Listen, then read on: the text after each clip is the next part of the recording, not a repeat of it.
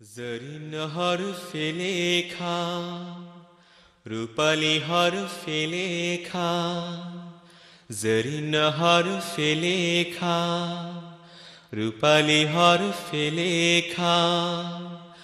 আসমানি কোরআন, নীল আসমানি কোরআন, আসমানি কোরআন, নীল আসমানি কোরআন।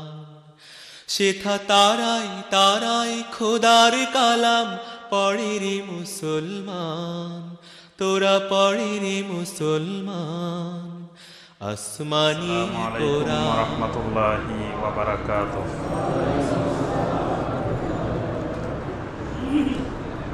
আউযু বিল্লাহি মিনাশ শাইতানির রাজীম। বিসমিল্লাহির রহমানির রহিম। الذين يأكلون الربا لا يقومون إلا كما يقوم الذي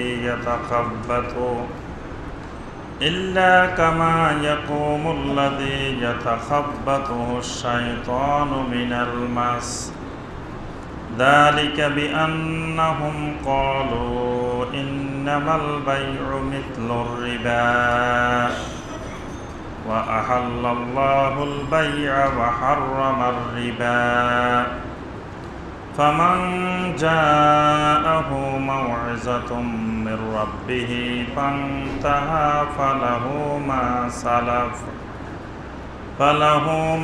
سلف وأمره إلى الله، ومن عاد فأولئك أصحاب النار هم فيها خالدون. اللهم صل على محمد وعلى آل محمد كما صليت على إبراهيم وعلى آل إبراهيم إنك حميد مجيد. اللهم بارك على محمد وعلى آل محمد كما باركت على إبراهيم وعلى آل إبراهيم إنك حميد مجيد. সম্মানিত উলামায়ে কেরাম, দূরের এবং কাছের সম্মানিত দ্বীনী ভাই ও বোনেরা, আল্লাহ সুবহানাহু ওয়া তাআলার দরবারে কোটি কোটি শুকরিয়া যে আল্লাহ রাব্বুল আলামিন আমাদেরকে দীর্ঘ এক সপ্তাহ পরে শুক্রবার সলাতুল মাগরিবের পর নদ্দা সরকার বাড়ি জামে মসজিদে বসে আল্লাহ রাব্বুল আলামিনের নাজিলকৃত কোরআনে হাকিম থেকে কয়েকটি আয়াতে কারিমার সংক্ষিপ্তভাবে তাফসীর করার এবং শোনার তৌফিক দিয়েছেন। সেই রব্বুল আলামিনের শুকর আদায় করি, সকলে বলি আলহামদুলিল্লাহ। সম্মানিত ভাই ও বোনেরা, কোরআনে আজিমের যেই সূরা থেকে আমাদের তাফসীর চলছিল সেই সূরাটির নাম হলো সূরা আল বাকারা। এটি কোরআনের কত নম্বর সূরা? কোরআনে কারিমের 2 নম্বর সূরা, কিন্তু সবচেয়ে বড় সূরা। কোরআনে কারিমের সবচেয়ে বড়, এটা প্রায় 2 পারা শেষ হয়ে 3য় পারার মধ্যেও অনেকটুকু অংশ জুড়ে এই সূরা আল বাকারা। সূরা আল বাকারার শেষ পর্যায়ে আছি আমরা। 274 নম্বর আয়াতে কারিমা পর্যন্ত আমরা গত তাফসিরে আলোচনা করেছি।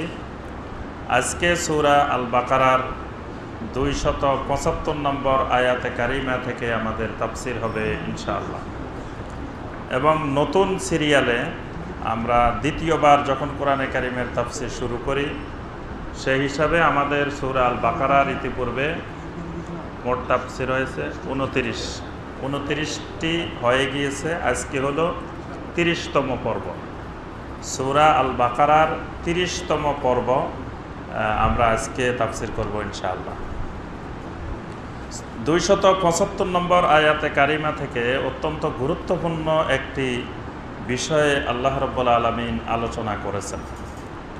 সেই বিষয়টি হলো আর রিবা।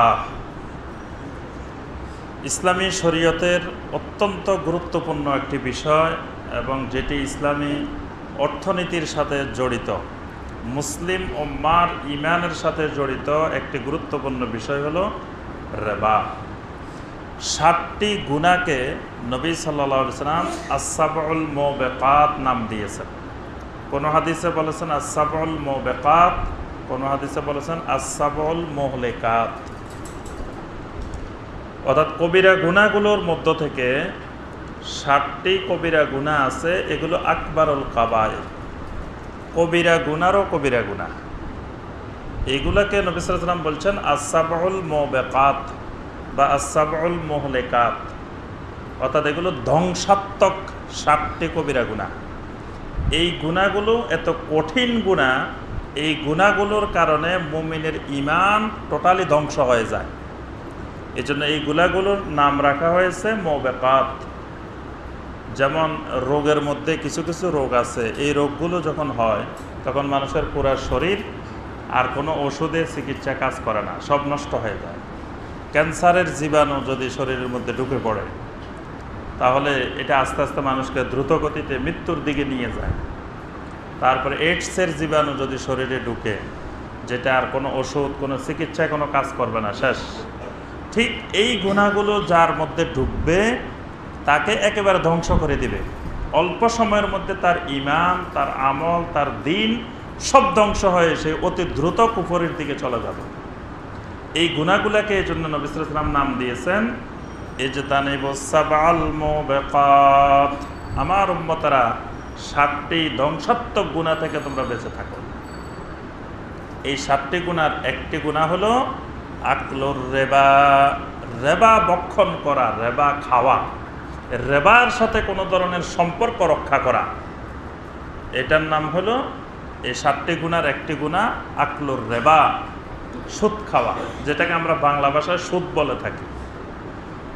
এই সুদ নামে হোক বেনামে হোক, এই জন্য আমরা বাংলায় সুদ বলবো না, এখন আর সুদ নাই, সুদের নাম পরিবর্তন হয়ে গিয়েছে, বিভিন্ন নাম হয়েছে, বিভিন্ন ধরন হয়েছে। আমরা কোরআন এবং সুন্নাহর যে ভাষা সেটি হলো রিবা, আমরা রিবাই বলবো। সেটা আবার বাংলায় যেটাই হোক, ইংরেজিতে যেটাই হোক, যেই ধরন হোক, যেই সূরত হোক, কোরআন সুন্নাহর ভাষা এটা হলো রিবা। রিবাটা কি জিনিস? কোরআন সুন্নাহর যে রিবা, এটা রিবাটা কি জিনিস? রিবার ব্যাপারে নবী সাল্লাল্লাহু আলাইহি ওয়াসাল্লাম একটি সংজ্ঞা দিয়েছেন, রিবা কাকে বলে। আল্লাহ রাসূল সাল্লাল্লাহু আলাইহি ওয়াসাল্লাম বলছেন আল হিনতাতু বিল হিনতা ওয়াশ শাঈরু বিশ শাঈর ওয়াজ যাহাবু বিজ যাহাব ওয়াল ফিদ্দাতু বিল ফিদ্দা ওয়াত তামারু বিত তামার ওয়াল মিলহু বিল মিলহি মাসালান বিমাসালিন ইয়াদান বিয়াদিন ফামান যাদা আও ইস্তাজাদা ফাকাদ রাবা।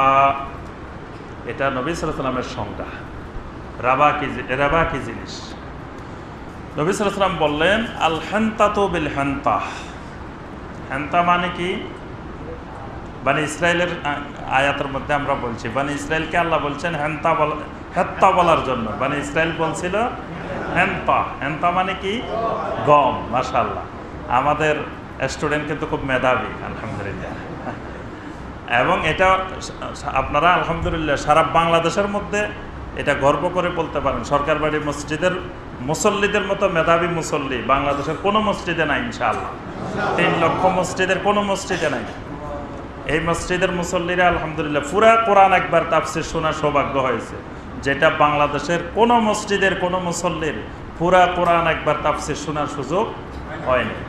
তাই পুরা কোরআন একবার শুনলে আপনার কিছু মনে থাকুক আর না থাকুক, দ্বীনের বুনিয়াদী বিষয়, কোরআনের মূল বিষয়গুলো তিনি জেনে গেছেন। এজন্য মানে আপনাদেরকে সহজে কেউ জঙ্গিবাদের দিকে নিয়ে যাবে, সন্ত্রাসবাদের দিকে নিয়ে যাবে, ইসলাম থেকে গোমরা করে দিবে, এইটা দুনিয়ার কারো পক্ষে সম্ভব না ইনশাআল্লাহ। তো হেন্তা মানে কি? গম। আপনি বাংলাদেশের সব মসজিদে যাই যে জিজ্ঞাসা করেন হেন্তা মানে কি, সহজে আলেম ছাড়া সাধারণ মানুষ, সাধারণ মুসল্লি একজনও বলতে পারবে না। হেন্তা মানে গম। নবী সাল্লাল্লাহু আলাইহি ওয়াসাল্লাম বলতেছেন আল হান্তাতু বিল হান্তা, গমের পরিবর্তে গম। ওয়া শাঈরু বিশ শাঈর, জবের পরিবর্তে জব। জব আর গম তো পার্থক্য বুঝেন? হ্যাঁ, গম আর জবে পার্থক্য কি বলেন তো? গম কি জিনিস, জব কি জিনিস? জি হ্যাঁ, এই যে একটা দিয়ে গম হয়, একটা দিয়ে আটা হয়, দুইটা কিন্তু দুই ধরনের জিনিস। হ্যাঁ, একটা ময়দা, একটা আটা। নবী সাল্লাল্লাহু আলাইহি ওয়াসাল্লাম আরবে দুইটা খাবারে ছিল, একটা হান্তা আর একটা শাঈর। এই জন্য সাদাকাতুল ফিতির আদায়ের সময় নবী সাল্লাল্লাহু আলাইহি ওয়াসাল্লাম সাআম মিন শাঈরিন, এক সা জব দিয়ে নবী সাল্লাল্লাহু আলাইহি ওয়াসাল্লাম সাদাকাতুল ফিতির আদায় করতেন। আল্লাহ রাসূল বলেন গমের পরিবর্তে গম, জবের পরিবর্তে জব। তারপরে ওয়াজ যাহাবু বিজ যাহাবে, স্বর্ণের পরিবর্তে স্বর্ণ। ওয়াল ফিদ্দাতু বিল ফিদ্দা, রৌপ্যের পরিবর্তে রৌপ্য। ওয়াত তামারু বিত তামার, খেজুরের পরিবর্তে খেজুর। ওয়াল মিলহু বিল মিলহে, লবণের পরিবর্তে লবণ। তাহলে কয়টা জিনিস হইল? 6টা জিনিস। একটা হলো খেজুর, একটা হলো গম, একটা হলো জব, একটা হলো স্বর্ণ, একটা হলো রৌপ্য, একটা হলো খেজুর, একটা হলো লবণ। এখানে নবী সাল্লাল্লাহু আলাইহি ওয়াসাল্লাম যে 6টি জিনিসের কথা বলছেন, এটা আরবের প্রচলিত প্রসিদ্ধ 6টা জিনিস। এগুলো অন্যান্য দেশে নাও থাকতে পারে। আমাদের দেশে গম জব এগুলো তো আমরা ডায়াবেটিস রোগীরা খাই, সুস্থ মানুষ তো খাই না। আবার সুস্থ মানুষ খাইলে মাঝে মধ্যে, আবার সুস্থ মানুষে ভাতের আগেও খাই, পরেও খাই। তো এগুলো হলো আরব দেশের মৌলিক খাবার। এই জন্য নবী সাল্লাল্লাহু আলাইহি ওয়াসাল্লাম এই জিনিসগুলোর নাম বলছেন। এগুলো আরবে লেনদেনের ক্ষেত্রে, বিভিন্ন ক্ষেত্রে তৎকালীন যুগে খুব প্রচলিত ছিল। নবী সাল্লাল্লাহু আলাইহি ওয়াসাল্লাম বলেন মাসালান বিমাসালিন ইয়াদান বিয়াদিন, এগুলো হস্তান্তরের ক্ষেত্রে, পরিমাপের ক্ষেত্রে সমান সমান, বা হাত দিয়ে দেওয়া হলে 2 ধরনের মাপ। এক ধরনের হইল ওই যে সাহ, হ্যাঁ সমান করে এটার মধ্যে দিয়ে মাপি দিলেন। আরেকটা হলো 6-এর মাপ নাই, হাত দিয়ে কেটে কেটে 4টা 5টা দিলেন, এভাবে ধরে ধরে। এটাকে নবী সাল্লাল্লাহু আলাইহি ওয়াসাল্লাম বলেছেন ইয়াদান বিয়াদিন, মানে হাত দিয়ে যদি মাপ দাও অথবা কিলো দিয়ে মাপ দাও, যেটা দিয়ে দাও। ফামান যাদাও ইস্তাজাদা ফাকাদ রাবা, এই বিনিময়ের ক্ষেত্রে যতটুকু অতিরিক্ত হবে সেটার নাম হলো রেবা। এখানে এই জিনিসগুলোর কথা বলছেন, কিন্তু টাকার কথা তো বলেন নাই। টাকার কথা আছে? আপনি যদি বলেন যে আল্লাহ রাসূল তো টাকার কথা বলেন নাই, তাহলে টাকা বেশি নিলে এটা আর রিবার আওতায় পড়বে না। এটার কথা নবী সাল্লাল্লাহু আলাইহি ওয়াসাল্লাম এই জন্য বলেন নাই। আরব দেশে তৎকালীন যুগে বেশি প্রসিদ্ধ ছিল, মানুষ এরকম দোকান থেকে এসে বা কারো থেকে এসে গম কিনে নিয়ে যেত, জব কিনে নিয়ে যেত, খেজুর কিনে নিয়ে যেত, লবণ কিনে নিয়ে যেত, এরকম নিত্য প্রয়োজনীয় জিনিসগুলো কিনে নিয়ে যেত। যাওয়ার পরে আবার যখন এরা ফেরত দিত সেগুলো, তখন এটা একটা নির্ধারিত সময় থাকতো। ওই সময়ের পরে যখন সে ফেরত দিতে পারতো না, এটার অতিরিক্ত সুদ, মানে অতিরিক্ত বাড়তে থাকতো। আর এগুলো দিয়ে নবী সাল্লাল্লাহু আলাইহি ওয়াসাল্লাম যত প্রকারের বিনিময় হতে পারে সব বিনিময়কে অন্তর্ভুক্ত করেছেন। তৎকালীন আরবের নিয়ম ছিল, আপনি আমার থেকে টাকা নিয়ে গেলেন, নেওয়ার সময় এরকম বলা হতো যে 6 মাস পরে বা 1 বছর পরে ওই তারিখে আপনি আমাকে ফেরত দিবেন। তো ওই তারিখ আসলো, আপনি ফেরত দিতে পারছেন না, তখন আপনি এসে বললেন যে ভাই আমি তো আজকে ফেরত দেওয়ার কথা, ফেরত দিতে পারছি না। তো ঠিক আছে, তুমি আরও 6 মাস পরে ফেরত দাও। এই 1 বছরে সুদ সহ যা হয়েছে সেটার সুদ সহ 6 মাস পরে হিসাব হতো, মানে যেটাকে চক্রবৃদ্ধি সুদ বলা হয়, আদআফা মুদাআফা। এইভাবে হিসাব হইতে হইতে হইতে হইতে এক সময় দেখা যেত যে অনেক পরিমাণ হয়ে যেত। যখন সে দিতে পারতো না, তখন তার বাড়ি ঘর সব কিছু নিয়ে নিত। এই জাতীয় রেবা আরবে তখন ব্যাপকভাবে প্রচলিত ছিল। এটা যুগের পরিপ্রেক্ষিতে তারপরে সময়ের পরিপ্রেক্ষিতে, অঞ্চলের পরিপ্রেক্ষিতে এটা আলাদা আলাদা হবে, এক এক সময় এক এক ধরনের লেনদেন হবে। কিন্তু মৌলিক নীতিমালা হলো মাসালান বি মাসালিন ইয়াদান বি ইয়াদিন ফামান জাদা ওয়াস্তাজাদা ফাকাদ রাবা। এটা হলো শরিয়ার মৌলিক নীতিমালা, যে আপনি 1000 টাকা নিলেন, এই 1001 টাকা যদি আমাকে ফেরত দেন, ওই 1 টাকাটাই হলো রেবা। অতিরিক্ত যেটাই হবে একই জিনিস, মাসালান বি মাসালিন একই জিনিস যখন বিনিময় হবে, বিনিময়ের ক্ষেত্রে যেটা বাড়তি হবে, অতিরিক্ত হবে, সেটাকে বলা হবে রিবা। এই রিবাটা হারাম কেন? রিবা তো একটা ব্যবসা, কি বলেন, সুদের ব্যবসা না? অনেকে সুদের ব্যবসা করে, তো এটাও তো একটা ব্যবসা। তো ব্যবসা তো হালাল, এইটা হারাম কেন? এটা হারাম হওয়ার কারণ হলো, ইসলামী অর্থনীতির মৌলিক নীতিমালা হলো লা দরারা ওয়ালা দেরারা। এই বাক্যটা মনে রাখবেন, এটা নবী সাল্লাল্লাহু আলাইহি ওয়াসাল্লাম ছোট্ট একটা বাক্যের মধ্যে পুরা ইসলামী অর্থনীতির নীতিমালা বলে দিয়েছেন। লা দরারা ওয়ালা দেরারা, মানে এই ইসলামী অর্থনীতির নীতিমালা হলো নিজেও ক্ষতিগ্রস্ত হওয়া যাবে না, আরেকজনকেও ক্ষতিগ্রস্ত করা যাবে না। এইটা সোজা কথা। ইসলামী অর্থনীতি হলো লা দরারা ওয়ালা দেরারা, নিজেও ক্ষতিগ্রস্ত হওয়া যাবে না, অন্য কাউকেও ক্ষতিগ্রস্ত করা যাবে না। রেবা এবং ব্যবসা বাণিজ্য আর সুদ, এই দুইটার মধ্যে পার্থক্য হলো, ব্যবসা বাণিজ্যের ক্ষেত্রে আপনার লাভের এবং লোকসানের দুইটারই সম্ভাবনা থাকে। যে কোনো ব্যবসা করতে যাবেন, সেটা ব্যবসা লাভও হতে পারে, আবার লসও হতে পারে। কিন্তু রেবার মধ্যে শুধু লাভে আছে, লস নাই। রেবা যেটা, সেটার মধ্যে শুধু লাভ আছে, কোনো লস নেই। আর ব্যবসা বাণিজ্য বলেন, তারপরে যে কোনো সুদের লেনদেন বলেন, দুইটা পক্ষ থাকবে।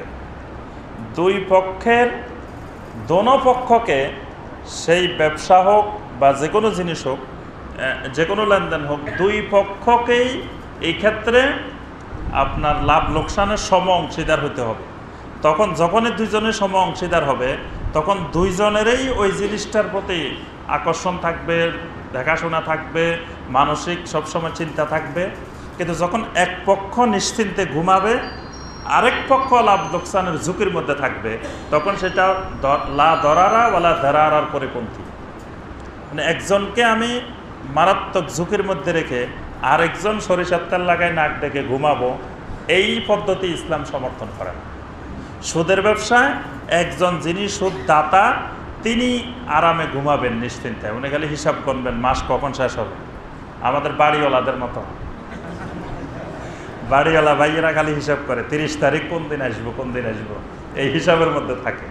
যে 30 তারিখ আসলেই ওনাদের ইনকাম শুরু হয়ে যাবে, ওনারা বিল তৈরি করবেন, দিতে থাকবেন, এই হিসাবের মধ্যে। ওনারা চায় যে 30 দিন যদি 10 দিনে শেষ হয়ে যেত, আরো লাভ। এরকম যিনি সুদদাতা, তিনি চিন্তা করতে থাকবেন যে কতদিনে, এই খালি গুনতে থাকবেন যে আমার ওই তারিখটা 30শে জুন কবে আসতেছে, বা 31শে ডিসেম্বর কবে আসতেছে, বা 30শে চৈত্র কবে আসতেছে, আসলেই বাস আমার এত টাকা এসে যাচ্ছে। কিন্তু যেই মানুষটাকে ওই টাকাটা দিলাম, সেই মানুষটা কিন্তু যে এই সুদের টাকাটা দিয়ে কোনো একটা কাজ করতেছে, কিন্তু সে প্রচণ্ড মারাত্মক, তার সারাদিন ঘুম নাই, চিন্তা, পেরেশানি, শারীরিক ব্যস্ততা সব নিয়ে আছে। তার ব্যবসা লাভও হতে পারে, লসও হতে পারে, সব ঝুঁকি তার উপরে, আরেকজন নিশ্চিন্তে বসে থাকবে। ইসলাম এরকম একজনকে ঝুঁকিতে ফেলে আরেকজনকে ঘুমাইতে দেয় না। ইসলামী অর্থনীতির নীতিমালা হলো ঘুমাইলে দুইজনে ঘুমাইবা, আর ব্যস্ততার মধ্যে থাকলে দুইজনে থাকবে। যখন আমি টাকা দিলাম আপনাকে, দিয়ে বললাম যে ভাই আপনি এটা দিয়ে ব্যবসা করেন, ব্যবসা করে লাভ হলে আমাকে লাভ দেবেন, লস হলে লস, এই কথা যখন বললেন, তখন কিন্তু আপনি আর আরামে ঘুমাইতে পারবেন না। ওই লোক আপনার টাকাটা নিয়ে কি করতেছে, কোন ব্যবসা করতেছে, আপনি সবসময় খবর রাখবেন, যাতে ওই লোকের ব্যবসা লস না হয়। লস হলে তো আপনারও লস, আর ওই লোক যদি ব্যবসা লাভ করে, আপনিও লাভের অংশীদার। আপনি চাইবেন যে ওই লোকের ব্যবসা লাভ হোক, লস না হোক। তাহলে এখানে ওই লোকের সাথে আপনিও কিন্তু ঝুঁকিতে আছেন, সব কিছুতে আছেন।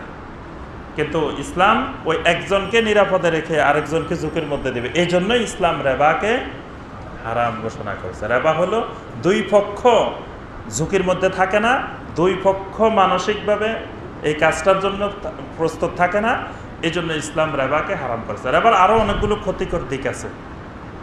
রেবার কারণে এক সময় মানুষ নিজের ঘর বাড়ি হারা হয়ে যায়। আমাদের দেশে দেখবেন এই গ্রাম অঞ্চলে অনেক মহিলারা বিভিন্ন ধরনের সুদের টাকা নেয় বিভিন্ন এনজিওদের থেকে। নিতে নিতে এক সময় তার রিক্সাও যায়, গরুও যায়, ছাগলও যায়, শেষ পর্যন্ত টিনের গর্তও যায়, যায় না? হ্যাঁ, তাহলে এটা সুদের কুফল। সুদের কুফলের কারণে ওই মানুষটার এই সর্বহারা হয়। কারণ সে আজকে দিতে পারে না, পরশু দিতে পারে না, তারপরে দিতে পারে না, না দিতে নিতে দিন দিন তো বোঝা বাড়তে থাকে, কমে না।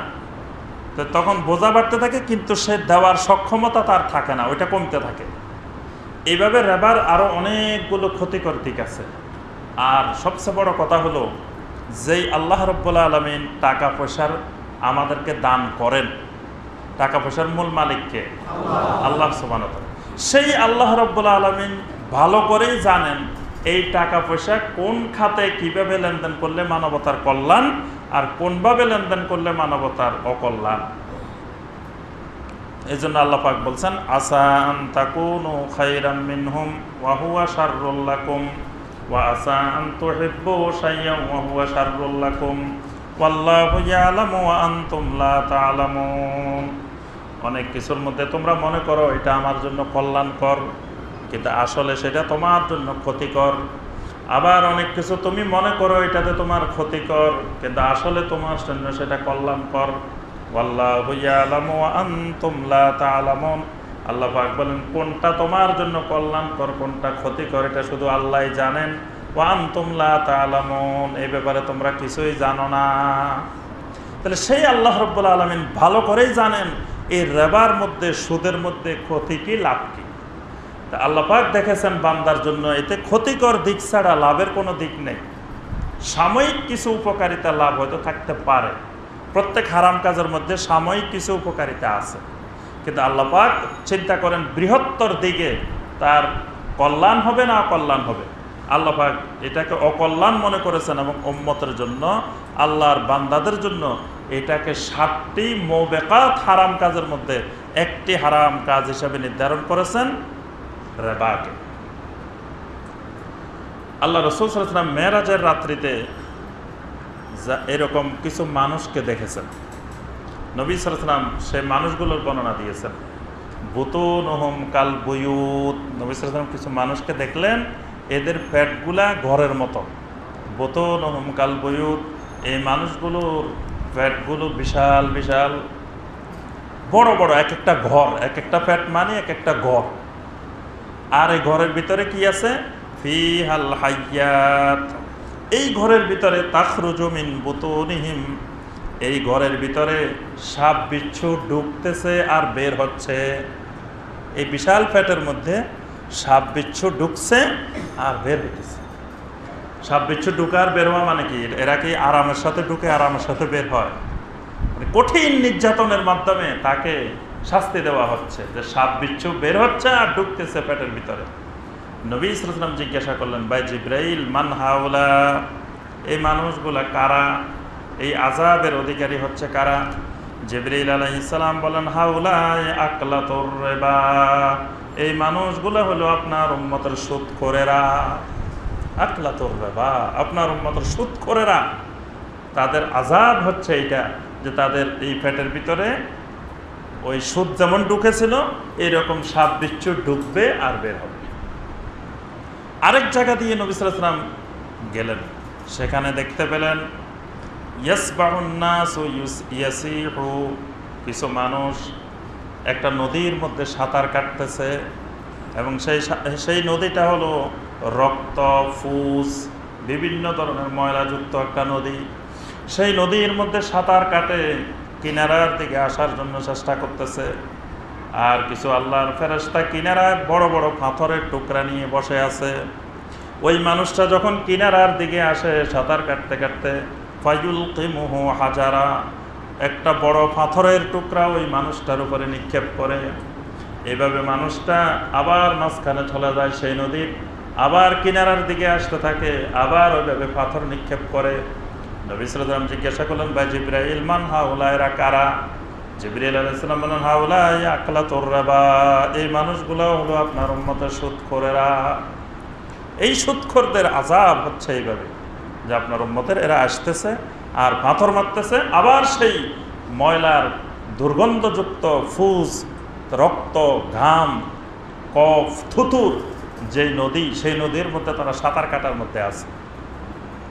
কারণ এই মানুষগুলো দুনিয়াতে অর্থ ছাড়া, টাকার পাগল ছাড়া আর কিছুর পাগল ছিল না। এরা দুনিয়াতে শুধু টাকায় চিনত, আর কিছু চিনত না। এই জন্য তাদেরকে এই নদীতে সাঁতার কাটাটাই তাদের আযাব।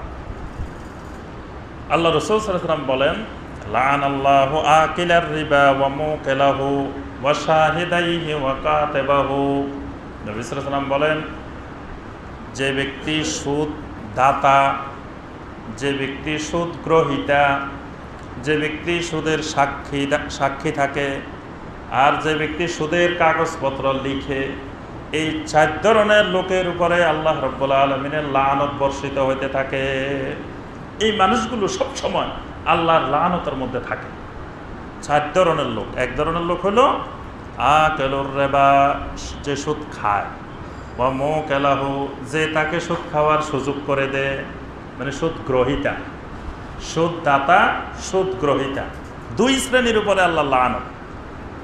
ওয়া শাহিদাইহি, ওই যারা সুদের লেনদেনের সাক্ষী থাকে, ওয়া কাতিবাহু, যারা ওই সুদের লেনদেনের কাগজপত্র লিখে, যারা লেখক, এই লেখকদের উপরে, সাক্ষীদের উপরে, সুদ দাতার উপরে, সুদ গ্রহীতার উপরে, সবার উপরে লাআনাল্লাহ, আল্লাহর লানত বর্ষিত হইতে থাকে। তাহলে লানত কি খালি ওই যে 1 ঘন্টা এই কাজ করে তখন? 24 ঘন্টা সারাক্ষণ তার উপরে আল্লাহর লানত বর্ষিত হইতে থাকে। তাহলে সুদ দাতা আর গ্রহীতা না, তার সাথে সাক্ষীরও জড়িত। আবার যারা সুদের কাগজপত্র লিখে, হিসাব রাখে, তারাও এর উপরে এই লানতের আওতাভুক্ত। এইভাবে নবী সাল্লাল্লাহু আলাইহি ওয়াসাল্লাম আরও অনেকগুলো হাদিসে সুদের কুফল সম্পর্কে, সুদের আযাব সম্পর্কে অনেক হাদিস বর্ণনা করেছেন। আমরা দেখব এখানে আল্লাহ রাব্বুল আলামিন 275 নম্বর আয়াত থেকে 279 নম্বর আয়াত পর্যন্ত সুদের পরিণতি কি, সুদখোরদের অবস্থা কি হবে সে সম্পর্কে আল্লাহ পাক বিস্তারিত আলোচনা করেছেন। আল্লাহ পাক বলেন, আল্লাযীনা ইয়াকুলুনার রিবা, যারা রিবা ভক্ষণ করে, যারা সুদ খায়, লা ইয়াকুমুনা ইল্লা কামা ইয়াকুমুল্লাযী ইয়াতাখাব্বাতুহু শাইতানু মিনাল মাস, এই মানুষগুলো কিয়ামতের ময়দানে আল্লাহর দরবারে এমনভাবে দাঁড়াবে যেন মনে হবে শয়তান তাদেরকে স্পর্শ করে পাগল বানিয়ে দিয়েছে। মানে সুদখোর দুনিয়াতে পাগলের মতো হয়ে যায়। সুদ করে বাপও চিনে না, ভাইও চিনে না, ছেলেও চিনে না, মেয়েও চিনে না। সুদখোর চিনে খালি টাকা। তো এই মানুষটা যেমন টাকার জন্য পাগল হয়ে যায়, কিয়ামতের ময়দানে সে উঠবেও পাগলের মতো, মাজনুনের মতো। মাজনুন, মাজনুন মানে জিনে ধরা লোক, যাকে জিন আসর করে। কিয়ামতের ময়দানে এই লোকটা উঠবে এরকম হতভম্ব হয়ে পাগলের মতো। দুনিয়াতে যেমন সে পাগল থাকে, সুদখোরকে আল্লাহ পাক বলছেন পাগল। এগুলা মানুষ না, এগুলা হলো ইয়াতাখাব্বাতুহু শাইতানু মিনাল মাস। এই আয়াতে কারিমা দ্বারা 2টা জিনিসের দলিল। একটা হলো সুদখোরেরা স্বাভাবিক মানসিক সুস্থ মানুষ না, এরা বিকৃত মানসিকতার মানুষ। আরেকটা হলো শয়তান মানুষকে স্পর্শ করতে পারে, জিন আসর করতে পারে, এটাও দলিল। এই আয়াত দ্বারা বোঝা যায় জিনে মানুষকে আসর করতে পারে, তবে সেটা খুব কম, 2-1টা। বেশিরভাগই হলো মানসিক রোগ হইলে, কোনো সমস্যা হইলে সেটাকে জিনে ধরা মনে করে খামাখা তার উপরে অত্যাচার নির্যাতন চালাইতে থাকে। কিছু লোক ব্যবসা করে জিনের নাম দিয়ে। তবে জিন আসর করতে পারে, জিন ধরতে পারে, এই কথাটা কোরআনে কারিমের আয়াত দ্বারাই প্রমাণিত। আল্লাহ সুদখোরের ব্যাপারে বলছেন যে এরা জিনে ধরা, জিনের আসর করা মানুষের মতন। মানে এদের মানসিক অবস্থা, এদের আকল, এদের বিবেক স্বাভাবিক সুস্থ মানুষের বিবেকের মতো থাকে না। এটার কারণ কি? যালিকা বিআন্নাহুম ক্বালু ইন্নামাল বাইউ মিসলুর রিবা। এই মানুষগুলোর বক্তব্য হলো সুদ আর ব্যবসা বাণিজ্য তো একই রকম, একই জিনিস। এই মানুষগুলো বুঝাইতে চায় যে কেউ এমনে খায়, কেউ এমনে খায়। এটা হলো সুদখোরের কথা। সুদখোরেরা সবসময় দেখবেন যে এটা বলবে। সুদখোর চিনার কিছু পদ্ধতি আছে। সুদখোরের সামনে যদি আপনি সুদের ব্যাপারে কথা বলেন, তো সে বলবো যে ওই লটকানি আর টাঙ্গানি একই জিনিস, কেউ এমনে খায়, কেউ এমনে খায়। এটা হলো সুদখোরের আলামত, খারাপ লোকের আলামত, জাহালতের আলামত। মানে এইরকম কথা শুনলেই বুঝবেন যে লোকটা জাহেল। হয়তো দুনিয়াবি জ্ঞান এসে অনেক শিক্ষিত হতে পারে, কিন্তু দ্বীনের জ্ঞান এসে পরিপূর্ণ একজন জাহেল। নবী সাল্লাল্লাহু আলাইহি ওয়াসাল্লাম আবু জেহেলকে জাহেল বলছে, সে কি লেখাপড়া জানতো না? ওই যুগের বিশাল বড় শিক্ষিত মানুষ, বিশাল বড় সমাজের নেতা, তার নামে ছিল আবুল হাকাম। নবী সাল্লাল্লাহু আলাইহি ওয়াসাল্লাম বলছে সে আবুল হাকাম না, সে আবু জাহাল। সে দুনিয়াবি জ্ঞানে হয়তো অনেক জ্ঞানী, কিন্তু দ্বীন সম্পর্কে সে পুরা জাহেল। তো যে লোক এই জাতীয় কথা বলবে, আপনি নিশ্চিত বুঝে যাবেন যে এই লোক হইল পরিপূর্ণ একজন জাহেল, পরিপূর্ণ একজন সুদখোর, পরিপূর্ণ একজন মূর্খ মানুষ। এখন এই মূর্খ মানুষেরা আপনি আর দলিল দিবেন না। মূর্খ মানুষের সামনে আবার কোরআন হাদিস দিয়ে কথা বলতে যাবেন না, আল্লাহ পাক নিষেধ করছে। কারণ মূর্খ মানুষের সামনে, জাহেলের সামনে কোরআন হাদিস বলার অর্থ হলো কোরআন হাদিসকে আপনি অপমানিত করা, ঠাট্টা বিদ্রুপের বিষয় বানানো। এই জন্য আল্লাহ পাক সূরা আল ফুরকানের 63 নম্বর আয়াতে আল্লাহ পাক বলছেন, ওয়া ইযা খাতাবাহুমুল জাহিলুনা ক্বালু সালামা। জাহেল যখন আপনার সাথে বলবে যে এমনে খায় আর এমনে খায়, বাস আপনি বুঝে গেলেন যে এটা জাহেল। আপনি বলেন যে ভাই সালাম, আপনাকে সালাম, শুধু সালামটা বলে চলে আসবে। তার সাথে আর কোরআন হাদিসের দলিল নিয়ে কোনো কিছু নিয়ে কথা বলা যাবে না, কারণ সে তো পরিপূর্ণ জাহেল। তার যদি চোখ খোলা থাকতো, লিমান কান আলাহু কালবুন, আল্লাহ পাক বলছে উপদেশ কাজে আসবে কাদের? লিমান কান আলাহু কালবুন, যার কালব আছে।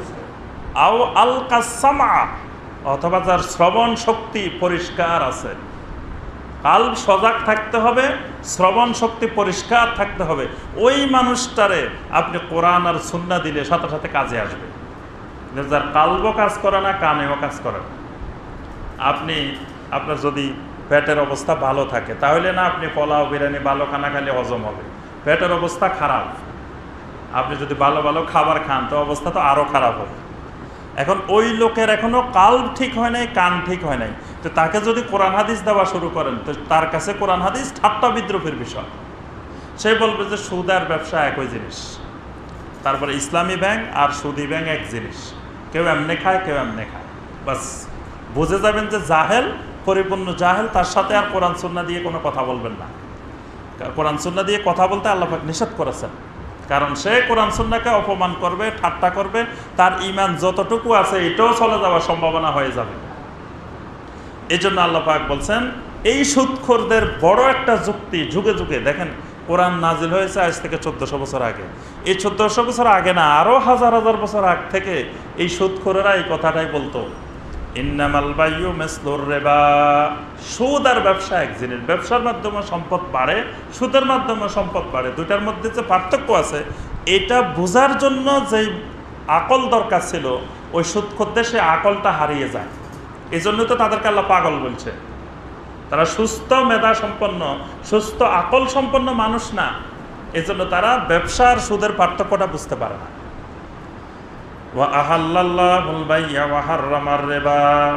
রব্বুল আলামিন বলেন, দুইটা এক জিনিস না, দুইটা দুই জিনিস। আহাল্লাল্লাহুল বাইআ, আল্লাহ পাক ব্যবসা বাণিজ্যকে হালাল করেছেন। ওয়া হাররামার রিবা, আর সুদকে করেছেন হারাম। রিবাকে আল্লাহ পাক করেছেন হারাম, আর বাইকে, ব্যবসাকে আল্লাহ পাক করেছেন হালাল। সুতরাং দুইটা এক জিনিসটা, দুইটা দুই জিনিস। ফামান জাআহু মাউইযাতুম মির রাব্বিহি, তার রবের পক্ষ থেকে উপদেশ চলে আসার পরে, এই যে আমরা উপদেশটা পেয়ে গেলাম না 275 নম্বর আয়াতে, উপদেশ কি আজকে পাইছেন নাকি এই উপদেশ আরো 30 বছর আগে পাইছেন? যাদের বয়স 60 বছর তারা কত বছর আগে পাইছেন? 60 বছর আগে না হলেও 60 বছর থেকে 20 বছর বাদ দেন, তাহলে 40 বছর আগে তো পাইছেন। এই যেই মুহূর্তে আল্লাহর এই আয়াত পেয়ে গেছেন, সেই মুহূর্তে ফান্তাহা, মুমিনের আলামত হলো ফান্তাহা। এই উপদেশ পাওয়ার সাথে সাথে সুদ থেকে, রিবা থেকে বিরত হয়ে যাবে। তবে আল্লাহ বলছেন, শোনো, অন্যান্য সকল গুনার ব্যাপারে আল্লাহ পাক বলছেন যে তওবা করলে আল্লাহ মাফ করে দিবেন, কিন্তু সুদের গুনাহ তওবা করলে মাফ করে দিবেন এরকম বলেন নাই। সুদের ব্যাপারে কথাটা আল্লাহ পাকের ভিন্ন ধরনের কথা।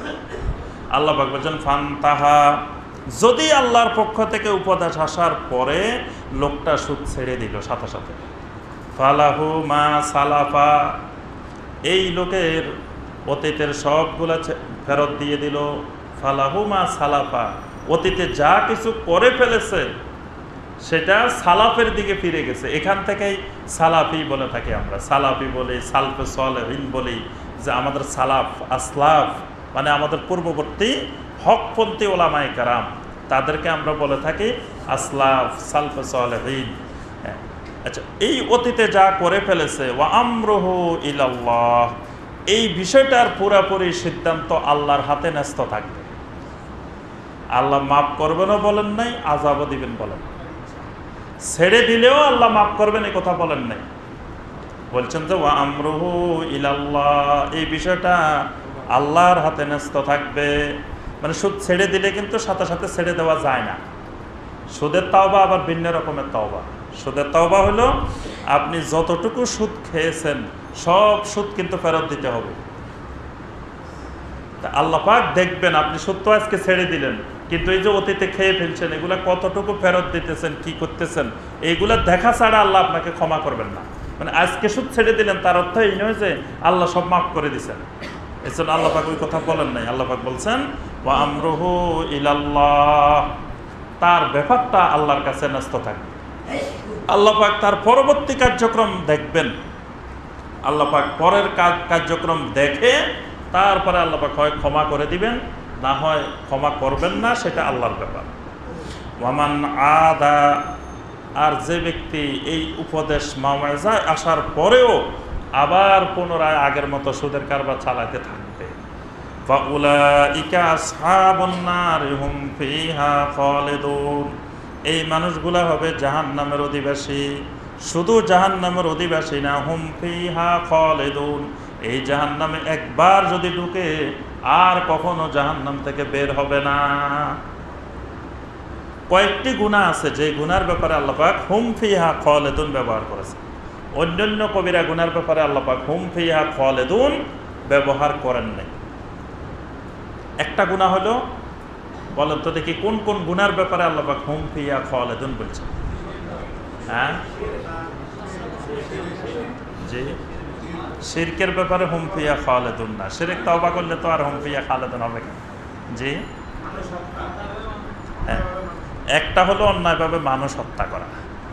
মানুষ হত্যা করলে ইচ্ছাকৃতভাবে, ওয়ামাই ইয়াকতুল মুমিনান মুতাআম্মিদান ফাজাযাউহু জাহান্নাম খালিদান ফিহা, আল্লাহ পাক বলছেন যে ব্যক্তি ইচ্ছাকৃতভাবে মানুষ হত্যা করে, ফাজাযাউহু জাহান্নাম, তার জাযা হলো জাহান্নাম, খালিদান ফিহা, ওই জাহান্নামের ভিতরে সে স্থায়ীভাবে থাকবে।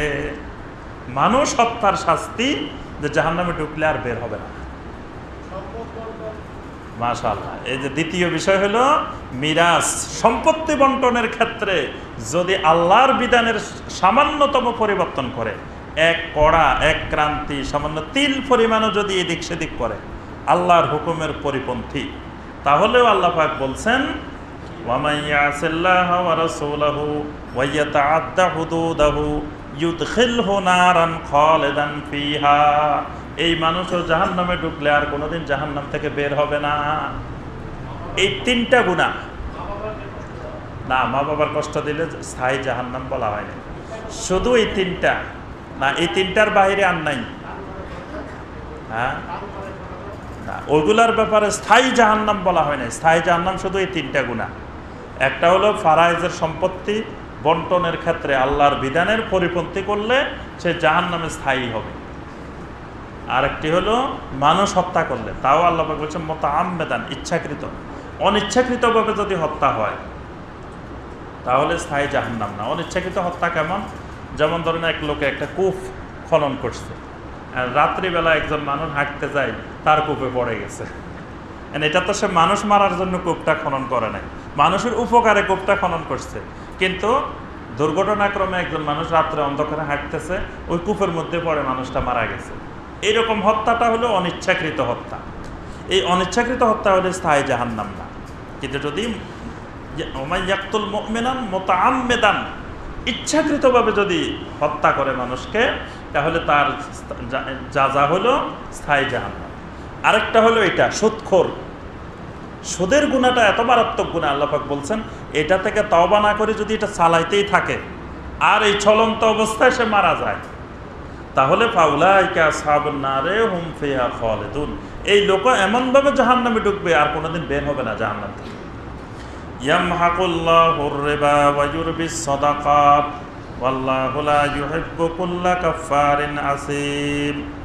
রব্বুল আলামিন বলেন ইয়ামহাকুল্লাহুর রিবা, আল্লাহর ইচ্ছা হলো আল্লাহ পাক সুদকে ধ্বংস করে দিতে চান, আল্লাহ পাক সুদকে নিচ্ছিন্ন করে দিতে চান।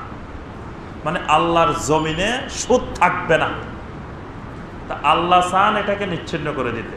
আমরা যদি চাই এটাকে জীবন্ত করতে, তাহলে আমাদের ঈমান থাকবে,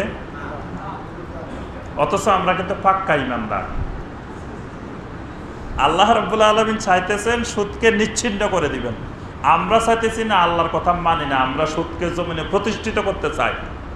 আবার আমরা কিন্তু পাক্কা ঈমানদার, জান্নাতেরও দাবিদার। আবার আমাদের দেখা যায় অনেক সুদখোর, এই বিশাল দাড়ি, এই বিশাল জুব্বা এবং দিনের মেহনত করতেছে, এখান দিয়ে সুদ খায়, এখানে ঈমানের মেহনত করে। এরকম সুদখোরও আমাদের দেশে আছে। আমার এই বাস্তব জীবনে দেখছি অনেককে, যে ঈমানের মেহনত করতেছে আবার সুদখোর, সারা বছর সুদ খায়, সুদের ব্যবসা করে, আবার ঈমানের মেহনতও করে, দিনের মেহনতও করে। তাহলে এই লোক দিনের মেহনত করুক আর ঈমানের মেহনত করুক, এই লোকের ঈমান থাকবে? তার নিজেরই ঈমান নাই, আবার ঈমানের মেহনত করে।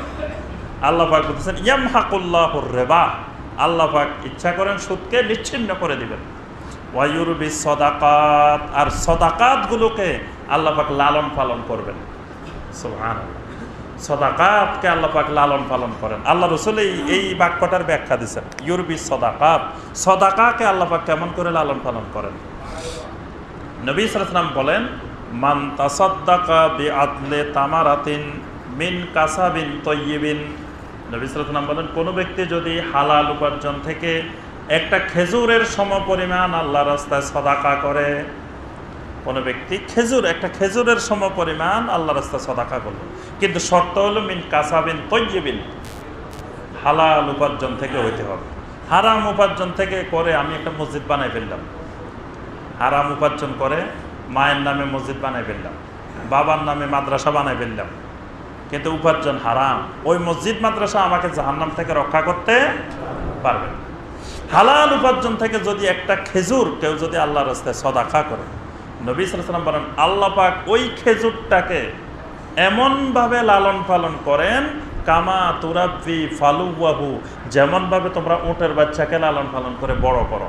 সুবহানাল্লাহ, একটা উটের বাচ্চা যখন হয়, এই উটের বাচ্চাটাকে যেমন আমরা আস্তে আস্তে লালন পালন করি, আমাদের দেশে উট না, কিন্তু গরুর বাচ্চা আছে, ছাগলের বাচ্চা আছে, আরো কত কিছুর বাচ্চা, মুরগির বাচ্চা আছে। এইটা হওয়ার পরে যখন আমরা আস্তে আস্তে এটাকে বড় করি, আল্লাহ পাক এরকম ওই খেজুরের সাদাকাটাকে এইভাবে লালন পালন করে করে এটারে বিশাল বানাই ফেলাম। সুবহানাল্লাহ, কিয়ামতের ময়দানে আল্লাহ পাক তাকে, হয়তো আপনি মসজিদে একদিন 5 টাকা দিয়েছিলেন হালাল উপার্জন থেকে, ওই 5 টাকা কিয়ামতের ময়দানে যাই দেখবেন যে 5 লক্ষ টাকার সওয়াব হয়েছে। আপনি তো আশ্চর্য হয়ে যাবেন, কিন্তু জীবনে তো 5 লক্ষ টাকা একসাথে চোখেও দেখলাম না, কবে মসজিদে আমি 5 লক্ষ টাকা দিয়ে দিলাম।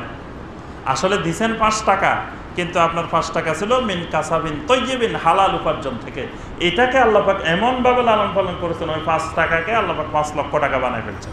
সুবহানাল্লাহ, ওয়াল্লাহু লা ইউহিব্বু কুল্লা কাফফারিন আসীম, আর আল্লাহ পাক কাফফার এবং আসীমদেরকে পছন্দ করেন না। এখানে আল্লাহ পাক 2টা শব্দ ব্যবহার করেছেন, একটা কাফফার, একটা আসীম। কাফফার হলো কাফেরের সুপারলেটিভ ডিগ্রি, মানে উচ্চ মানের বড় মানের কাফের, আর আসীম হলো আসামের সুপারলেটিভ ডিগ্রি, বড় গুনাহগার, বড় জালেম, বড় পাপী।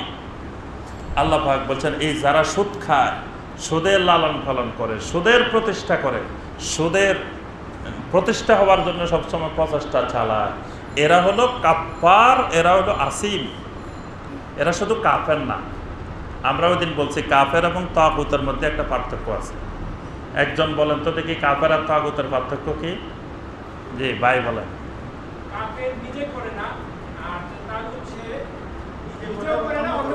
মাশাআল্লাহ, আলহামদুলিল্লাহ, আমাদের সব ভাই আলেম ইনশাআল্লাহ। আল্লাহ পাক কাফের এবং তাগুত এই দুইটাকে পার্থক্য করেছেন এইভাবে যে কাফের হলো সে নিজে করে না বাস, কিন্তু অন্যরা করতে সে বাধা দেয় না। সে নামাজ পড়ে না কিন্তু অন্যদেরকে নামাজ পড়তে বাধা দেয়। দেখবেন যে অনেক হিন্দু আছে যে সে নিজে নামাজ পড়তেছে না, সে ঈমান আনে নাই, কিন্তু একজন মুসলিম যদি বলে যে আমি একটু নামাজ পড়বো, দেখবেন যে সে সুন্দর করে উজুর পানি আনি দিব, ব্যবস্থা করে দিব যে আপনি নামাজ পড়েন। এই হলো কাফের। আরেকজন হলো সে নামাজ তো পড়েই না, আরেকজনকেও পড়তে দিবে না, নিজের গাড়ির ড্রাইভারকে নামাজ পড়তে দেয় না। এরকম অনেক জালেম আছে, অনেক মুসলমান আছে, নিজের গাড়ির ড্রাইভার তাকে নামাজ পড়তে দেয় না, কয় নামাজ পড়তে গেলে 1 ঘন্টা সময় নষ্ট করে। তারপর দোকানের কর্মচারী তাকে জামাতে নামাজ পড়তে দেয় না। এরা শুধু কাফের না, এরা তাগুত, মানে নিজেও করে না, আরেকজনকে করতে বাধা সৃষ্টি করে। আল্লাহ পাক এখানে কাফফার বলছেন, আসিম বলছেন এই জন্য যে এরা শুধু সুদ খায় না, এরা চায় যে জমিনে সুদ প্রতিষ্ঠিত হোক, সুদের বিস্তার ঘটুক। তাহলে এরা তো শুধু কাফের না, এই জন্য আল্লাহ পাক বলছে এরা কাফফার, এরা আসিম, এরা বড় ধরনের কাফের, এরা বড় ধরনের পাপী। আল্লাহ পাক এদেরকে কখনো পছন্দ করেন। এখন কথা হলো আল্লাহ এদেরকে পছন্দ করেন না, কিন্তু এদের দেখা যায় যে সম্পদ তো অনেক, যত সম্পদ আছে দেশের সব সম্পদ তো এদের কাছে, সুদখোরদের কাছে। তাহলে বোঝা যায় যে সম্পদ পাওয়ার জন্য আল্লাহ পাক কাউকে পছন্দ করা জরুরি বিষয় না। আল্লাহ যাকে পছন্দ করেন না তাকে সম্পদও দেন। যেমন ফেরাউনকে দিছেন, কারুনকে দিছেন, আরও যুগে যুগে আবু জেহেলকে দিছেন, আবু লাহাবকে দিছেন, বড় বড় কাফের মুশরিক নমরুদকে দিছেন। এদেরকে আল্লাহ পছন্দ করেন? তো তাহলে পছন্দ না করলেও সম্পদ দেন। কিন্তু যাকে পছন্দ করেন না তাকে আল্লাহ পাক ঈমান হেদায়েত দেন না। ঈমান পাওয়া, হেদায়েত পাওয়া আল্লাহর মহব্বতের, আল্লাহর পছন্দের আলামত। কোনো ব্যক্তি যদি হেদায়েত পায় বুঝতে হবে আল্লাহ তাকে মহব্বত করে। কিন্তু কোনো ব্যক্তি সম্পদ পায় তো তার অর্থ এই নয় যে আল্লাহ তাকে পছন্দ করে। আল্লাহ পাক বলছেন যে আল্লাহ কাফফার এবং আসিমদেরকে আল্লাহ পছন্দ করেন না। ইন্নাল্লাযীনা আমানু ওয়া আমিলুস সালিহাতি ওয়া আকামুস সালাতা ওয়া আতাবুজ যাকাতা লাহুম আজরুহুম ইনদা রাব্বিহিম ওয়া লা খাউফুন আলাইহিম ওয়া লা হুম ইয়াহজানুন। এই 275 এবং 276 নম্বর আয়াতে আল্লাহ পাক কিছু কড়া কড়া কথা বলছেন। এমন কড়া কড়া কথা যেটা শুনে মুমিনের অন্তর কেঁপে উঠেছে, মুমিনের চোখ পানিতে বিগলিত হয়ে গেছে, মুমিন এই জাহান্নামের কথা শুনে থরথর করে কাঁপতেছে। আল্লাহ পাক 77 নম্বর আয়াতে এসে মুমিনকে সান্ত্বনা দিতেছেন, বলতেছে মুমিন এত ভয় করিও না, এত ভয় করলে তো তুমি আজকেই হাত ফেল করে মরে যাবে। যদি জাহান্নামের ভয় শুরু হয় তা আজকে রাত্রে তো সবাই মরে যাবে। আল্লাহ পাক দেখেন সাথে সাথে পুরস্কারের ঘোষণা, নেয়ামতের ঘোষণা শুনে দিচ্ছেন। ইন্নাল্লাযীনা আমানু, নিশ্চয় যারা ঈমানদার, ওয়া আমিলুস সালিহাত, যারা আমলে সালেহ করে, নেক আমল করে, ওয়া আকামুস সালাহ, সালাত কায়েম করে, ওয়া আতাবুজ যাকাতা, যাকাত আদায় করে, লাহুম আজরুহুম ইনদা রাব্বিহিম, তাদের জন্য তাদের রবের কাছে রয়েছে বিশাল পুরস্কার। ওয়ালা খাউফুন আলাইহিম ওয়ালা হুম ইয়াহজানুন, এই মানুষগুলোর কোনো ভয় নাই, কোনো চিন্তা পেরেশানিও নাই। সুবহানাল্লাহ। আমরা ওয়ালা খাউফুন আলাইহিম ওয়ালা হুম ইয়াহজানুন এটার ব্যাখ্যা করেছিলাম। এটার অর্থ হলো লা খাউফুন আলাইহিম ফিমা ইয়াস্তাকবিলুনাহু ওয়ালা হুম ইয়াহজানুন ফিমা ইয়াতরুকুনা, মানে ভবিষ্যতে যে বিপদ তার আসবে সেগুলোর জন্য কোনো ভয় নাই। আর পিছনে যাদেরকে দুনিয়াতে রেখে গেছে, নিজের ছেলে রেখে গেছে, স্বামী রেখে গেছে, স্ত্রী রেখে গেছে, নাতি নাতনি রেখে গেছে, ছেলে মেয়ে রেখে গেছে, কত আত্মীয় স্বজন রেখে গেছে, এদের জন্য তার কোনো পেরেশানিও থাকবে না। সুবহানাল্লাহ। এখানে দেখেন জাহান্নামের পরে আল্লাহ পাক জান্নাতের নিয়ামত, পুরস্কারের খোঁজখবরই শুনাই দিছে। এটাই হলো ঈমান। আল ঈমান বাইনার রাজাই ওয়াল খাউফ, মানে ভয় এবং আশা দুইয়ের মাঝামাঝি ঈমান। শুধু আপনি জাহান্নামের ভয় করতে থাকলে 24 ঘন্টা, তাহলে আপনি পৃথিবীতে সুস্থ মস্তিষ্ক নিয়ে বসবাস করতে পারবেন না। এই জন্য ভয়ও করতে হবে, আবার আল্লাহর কাছে আশাও করতে হবে। এই ভয় এবং আশা, এই দুইটা নিয়ে হলো ঈমান। ইয়া আইয়ুহাল্লাযীনা আমানু, আল্লাহ পাক ঈমানদারদেরকে প্রথমে একটু সুন্দর করে দেখেন খুশখবরি শোনাই দিয়েছেন যে তোমাদের জন্য পুরস্কার আছে, ভয় নাই, চিন্তা নাই। এবার আস্তে করে ঈমানদারদেরকে বলতেছে, শোনো, তোমাদেরকে সুন্দর করে আমি আল্লাহ একটা উপদেশ দিচ্ছি। সেটা কি? ইত্তাকুল্লাহ, ইত্তাকুল্লাহ, আল্লাহকে ভয় করো, আল্লাহর তাকওয়া তুমি হাসিল করো। ওয়াজারু মা বাকিয়া মিনার রিবা ইন কুনতুম মুমিনিন, যদি তুমি সত্যিকারের ঈমানের দাবিদার হও, মুমিন হও, তো সুদ যা কিছু আছে এগুলো ছেড়ে দাও। আল্লাহ পাক সুন্দর করে বলতেছেন, বান্দা সুদের লেনদেন যা আছে এটা এখনই তুমি ছেড়ে দাও। ইন কুনতুম মুমিনিন, যদি তুমি মুমিন হয়ে থাকো, ঈমানদার হয়ে থাকো।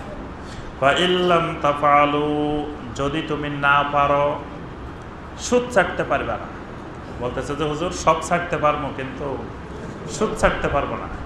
সুদ আমার দরকার, সুদ না হলে আমার বাড়ি 3টা আছে, আরও 4টা করতে হবে, তো সুদ না হলে আমি করবো কীভাবে? এই জন্য যেখানে সুদ পাওয়া যায়, সে সমবায় সমিতি হোক, তারপরে MLM ব্যবসা হোক, তারপরে ওই আরও যত রকমের এই জাতীয় ইন্স্যুরেন্স ব্যবসা হোক, তারপরে ব্যাংক থেকে হোক, যে কোনো জায়গায় হোক, এরকম পাওয়া গেলে আমার খালি টাকা দরকার, সেটা সুদ না কিসের দরকার নেই। কারণ আমার খালি বাড়ি করতে হবে, আরও সম্পদ লাগবে, আরও অনেক কিছু লাগবে, এই জন্য সুদ ছাড়া যাবে না। তা আল্লাহ পাক বলতেছে, সুদ যদি তুমি ছাড়তে না পারো, ফাআযানু বিহারবিম মিনাল্লাহি ওয়া রাসূলিহি, তাহলে তুমি আল্লাহ এবং রাসূলের বিরুদ্ধে যুদ্ধ ঘোষণা করে দাও। আল্লাহ এবং আল্লাহ রাসূলের বিরুদ্ধে যুদ্ধ করো। একদিকে আল্লাহ এবং আল্লাহ রাসূল, আর একদিকে তুমি। যুদ্ধ চলবে কার মধ্যে? আল্লাহ রাসূল আর তোমার মধ্যে। বাস, এই যুদ্ধ চলতেই থাকুক। যুদ্ধ চলতে চলতে আপনি গেলেন কবরে, কবরে যাওয়ার পরে এবার যুদ্ধের খেলা, যুদ্ধের ঠেলা সব বোঝানো হবে। আপনার বাড়ি 7টার মজা, বাড়ি 10টার মজা, এবার সেখানে আপনাকে কবরে ভালো করে বোঝানো হবে। এখান দিয়ে আপনি যাদের জন্য করলেন তারা কিন্তু এটা দায়ভার নেবে না। অন্যরা বসে বসে আপনার বাড়ি খাবে, আপনার সম্পদ খাবে, কিন্তু আপনার জন্য কোনো চিন্তা পেরেশানি নেই। আর আপনি ওখান দিয়ে আল্লাহর বিরুদ্ধে যুদ্ধ ঘোষণা করে আপনি গেছেন আল্লাহর কাছে। এবার আপনার কবরের অবস্থা খারাপ, হাসরের অবস্থা খারাপ, ফুলসেরাতের অবস্থা খারাপ, সব জায়গার অবস্থা খারাপ। আল্লাহ এবং আল্লাহ রসুলের বিরুদ্ধে যুদ্ধ করে কোনো ব্যক্তি জান্নাত পাবে, এটার আশা করা যায় কখনো না। আপনি আল্লাহর বিরুদ্ধে যুদ্ধ করবেন, রাসূলের বিরুদ্ধে যুদ্ধ করবেন, আবার সেই আল্লাহ আপনাকে সে জান্নাত দিবে। আল্লাহ পাকের জন্য বলছেন, ফাআযানু বিহারবিন মিনাল্লাহি ওয়া রাসূলিহি, আল্লাহ এবং আল্লাহ রাসূলের পক্ষ থেকে যুদ্ধের ঘোষণা নিয়ে নাও। ওয়া ইন তুবতুম ফালাকুম রুউসু আমওয়ালিকুম লা তাজলিমুনা ওয়া লা তুজলামুন, তবে বান্দা যদি তুমি তাওবা করো, ফালাকুম রুউসু আমওয়ালিকুম, তোমার সম্পদের মূল অংশটা তুমি নিতে পারো। মানে সুদেরটা বাদ দিয়ে, অতিরিক্তটা বাদ দিয়ে মূল অংশটা, তোমার যে টাকা, সেটা তুমি নিতে পারো। লা তাজলিমুনা ওয়া লা তুজলামুন, তোমার উপরেও কোনো জুলুম করা হবে না, তুমি কোনো জুলুমের শিকার হবে না, অন্যের উপরেও তুমি কোনো জুলুম করবে না।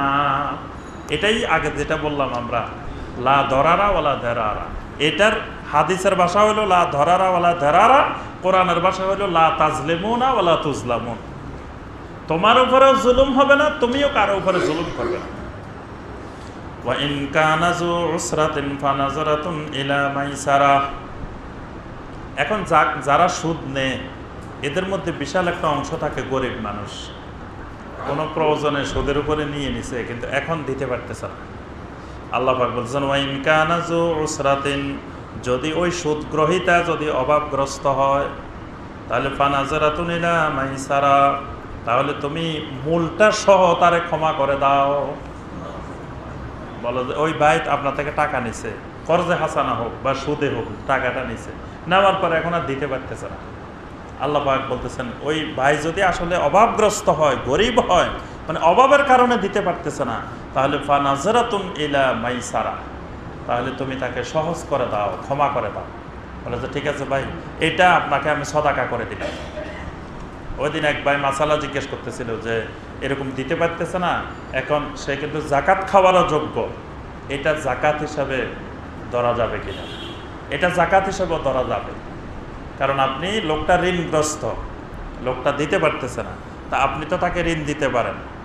তাই এখন আপনার যে মূল টাকাটা পাও না, সেটাকে আপনি ওই জাকাত হিসাবেও ধরতে পারেন। জাকাত হিসাবে ধরে আপনি তাকে ক্ষমা করে দেন যে সে আর দিতে পারতেছে না।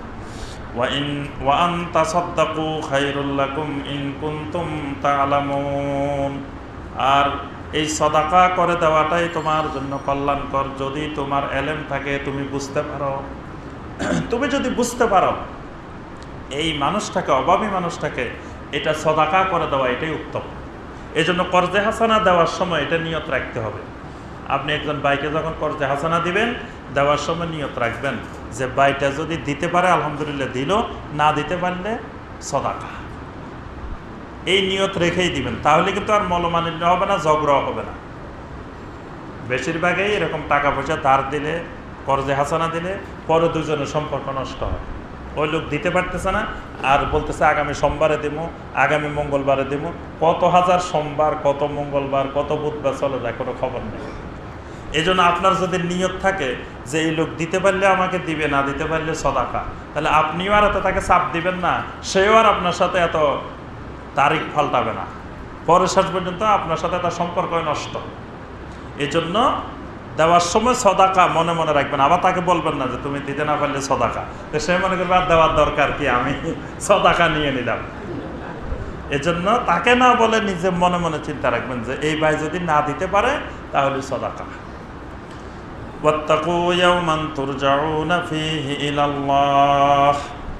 পরিশেষে এসে আল্লাহ পাক বান্দাকে আখিরাতের বিষয়ে স্মরণ করাই দিয়ে এই আলোচনা শেষ করতেছেন। ওয়াত্তাকু ইয়াওমান তুরজাউনা ফীহি ইলাল্লাহ, বান্দা তুমি ওই দিনটিকে ভয় করো যেই দিন তুমি তুরজাউনা ফীহি ইলাল্লাহ, যেদিন তুমি তোমার আল্লাহর দিকে ফিরে যাবে। ওই যে 7টা বাড়ি বানাইতেছো, কিন্তু তুরজাউনা ফীহি ইলাল্লাহ, তোমাকে একদিন সে আল্লাহর দিকে ফিরে যেতে হবে। যেই আল্লাহ সুদকে হারাম করেছেন, সুদকে ধ্বংস করতে চান, যেই আল্লাহ সুদের কাফার আসিমদেরকে পছন্দ করেন না, সেই আল্লাহর কাছে তোমাকে ফিরে যেতে হবে। সুম্মা তুওয়াফা কুল্লু নাফসিম মা কাসাবাত ওয়া হুম লা ইউজলামুন, এরপরে প্রত্যেক মানুষকে যা সেই উপার্জন করেছিল তার প্রতিদান দেওয়া হবে। ওয়া হুম লা ইউজলামুন, তার প্রতি কোনো ধরনের বিন্দুমাত্র জুলুম করা হবে না। জুলুম ছাড়া প্রত্যেক মানুষকে তার প্রতিদান দেওয়া হবে। 282 নম্বর আয়াত থেকে আল্লাহ পাক আরেকটি শরীয়তের গুরুত্বপূর্ণ হুকুম বর্ণনা করতেছেন। সেটি হলো যখন একজন আরেকজনের সাথে কোনো ব্যাপারে লেনদেন হবে, এই লেনদেনটা লিখে রাখার জন্য আল্লাহ পাক নির্দেশ দিচ্ছেন। যে কোনো ব্যাপারে যখন দুইজনের মধ্যে একটা যে কোনো বিষয়ে একমত হলো বা যে কোনো একটা বিষয় ওয়াদা হলো, সেটাকে আল্লাহ পাক বলতেছেন লিখে রাখা। এই লিখে রাখাটা সুন্নত এবং কোনো কোনো ক্ষেত্রে লিখে রাখাটা ফরজ। এটার অবস্থার আলোকে, মানে যেটা গুরুত্বপূর্ণ বেশি, সেটা যদি কাবিরান হয় তাহলে ফরজ, সাগীরান হইলে সুন্নত। আল্লাহ সুবহানাহু ওয়া তাআলা আদম আলাইহিস সালামকে হায়াত দিলেন কয় বছর? 1000 বছর। আল্লাহ পাক একদিন আদম আলাইহিস সালামকে আল্লাহ পাক ইচ্ছা করলেন যে আদমের যত সন্তান আছে সব সন্তানগুলোকে দেখাবেন। বাপ অনেক সময় মাঝে মাঝে 5 ছেলে 6 ছেলে, আগের যুগে এক একজনের 10, 12টা 15টা ছেলে থাকতো, ছেলে মেয়ে 20টা আছে, এরকমও আসিল। তো মা বাবা ওই ছেলে মেয়ে সবগুলা ভাত খাইছে কিনা এটা অনেক মা গুনতে পারতো না। ওই থালা বাসন গুনে তারপরে ঠিক করতো যে আমার ছেলে মেয়ে সবগুলা খাইছে কিনা। কারণ এতগুলো 20টা ছেলে মেয়ে কয়টা খাইলো কয়টা না খাইলো, কয়টা হিসাব রাখবে মা। তো যদি দেখে যে থালা বাসন 20টা হয়েছে, তাহলে মনে করে যে সবগুলা খাইছে। অনেক সময় মা বাবা ইচ্ছা করে যে আমার সবগুলা ছেলে মেয়েকে একসাথে দেখি, একসাথে খাই, একসাথে কিছু কথা বলি। তো আল্লাহ পাক আদম আলাইহিস সালামকে এরকম সব সন্তানগুলোকে একসাথে দেখাবেন। তা আদম আলাইহিস সালামের সামনে আল্লাহ পাক সব সন্তানগুলোকে নিয়ে আসলেন। সেখানে আমরাও ছিলাম, আমরা ছিলাম না? আমাদেরও তো বাপ। তা আদম আলাইহিস সালামের সামনে সবাই এই কোটি কোটি সন্তান, এক বাপের কোটি কোটি সন্তান দেখে তো আদম আলাইহিস সালাম মহা খুশি যে আল্লাহু আকবার, আমার এত কোটি কোটি সন্তান। আচ্ছা, সব সন্তানগুলোর দিকে তাকিয়ে তাকিয়ে আদম আলাইহিস সালাম দেখতেছেন। দেখতে দেখতে একটা সন্তানকে দেখার পরে আদম আলাইহিস সালাম খুব ভালো লাগছে। সেই সন্তানটার নাম কি? দাউদ আলাইহিস সালাম। দাউদ আলাইহিস সালামের দিকে তাকাই, তার অনেক খুব সুন্দর লাগছে, খুব ভালো লাগছে। মানে ওনার শারীরিক সৌন্দর্য আর কণ্ঠের সৌন্দর্য সব কিছুই আকর্ষণীয় ছিল। আদম আলাইহিস সালাম দেখলেন যে আমার এই সন্তানটার হায়াত কয় বছর। হায়াতটা লেখা থাকে মানুষের এই জায়গায়, দুই চোখের মাঝখানে, এখানে হায়াত লেখা আছে। তো এখানে দেখেন যে মাত্র 40 বছর। দুইটা রাওয়ায়াত আছে, এখানে রাওয়ায়াতের বৈপরীত্য আছে, কোনো রাওয়ায়াত 40-60। এখন দেখেন যে 40 বছর মাত্র দাউদ আলাইহিস সালামের হায়াত। তখন আদম আলাইহিস সালাম চিন্তা করলেন, হারে আমার সন্তানটা এত সুন্দর অথচ তার হায়াতটা মাত্র 40 বছর। তো আল্লাহ পাকের কাছে বললেন, আল্লাহ যে তাকে তো হায়াত কম হয়ে গেছে, আরো বাড়ায় দেওয়া দরকার। তা আল্লাহ পাক বললেন, ঠিক আছে, এই যেটুকু আমি সিদ্ধান্ত নিয়েছি আমার সিদ্ধান্তই কার্যকর। আমি 40 বছর ঠিক করছি, 40 বছরই। আদম আলাইহিস সালাম বললেন, রব্বুল আলামিন আমার হায়াত থেকে আরো 60 বছর তাকে দিয়ে দিলাম, তাহলে তার 100 বছর হয়ে যাবে। তাহলে দাউদ আলাইহিস সালামকে 1000 বছর থেকে 60 বছর দিয়ে দিয়েছেন। তা আদম আলাইহিস সালামের হায়াত হচ্ছে কয় বছর? 940 বছর, আর দাউদের 100 বছর। এখন দাউদ আলাইহিস সালামকে আল্লাহ পাক 100 বছরে দিয়েছেন। দাউদ আলাইহিস সালাম 100 বছরে জীবিত ছিলেন পৃথিবীতে। এখন আদম আলাইহিস সালাম যে ওখানে দিয়ে আসছেন, দিতেন তো আরেক জায়গায়। যখন আদম আলাইহিস সালাম দুনিয়াতে আসছেন তখন আদম আলাইহিস সালামের হায়াত 940 বছর হবার পরেই মালাকুল মাউত এসে গেছে। আদম আলাইহিস সালাম জানেন যে ওনার হায়াত 1000 বছর। এখন ওনার হিসাব তো আছে, দেখা যে কিরে মালাকুল মাউত 60 বছর আগে চলে আসছে। মালাকুল মাউত এত আগে চলে আসলো কেন? কোনো এক জায়গায় হিসাবে গন্ডগোল হয়েছে, হয় আদম আলাইহিস সালামের হিসাবে গন্ডগোল হয়েছে, না হয় মালাকুল মাউতের হিসাবে গন্ডগোল হয়েছে। এখন আদম আলাইহিস সালাম জিজ্ঞাসা করলেন, আমার হায়াত তো 1000 বছর, এখনো তো শেষ হয় নাই। এই হাদিস বুখারীতেও এসেছে, মুসলিমেও এসেছে। তখন মালাকুল মাউত বললেন যে আপনি তো 60 বছর হায়াত আপনার সন্তান দাউদকে দিয়ে দিয়েছেন। এখন আদম আলাইহিস সালাম যে ওখানে দিয়েছেন এইটা উনি ভুলে গেছেন। উনি বলতেছেন, না কই এরকম তো আমি দিই নাই। তখন আল্লাহ পাক বললেন, ঠিক আছে, যেহেতু ভুলে গেছে তাহলে তাকে 1000 বছরে দেওয়া হবে। আদম আলাইহিস সালামকে আল্লাহ পাক কমতি করেন নাই, 1000 বছরে দিয়েছেন। কিন্তু আল্লাহ পাক এই আদম আলাইহিস সালামের এই ভুলটার কারণে আমাদের প্রথম নাম রেখেছিলেন আল্লাহ পাক। কি নাম রেখেছিলেন বলেন তো দেখি? হ্যাঁ, প্রথম নাম ইনসান ছিল না, প্রথম নাম ছিল খালিফাতুল আরদ।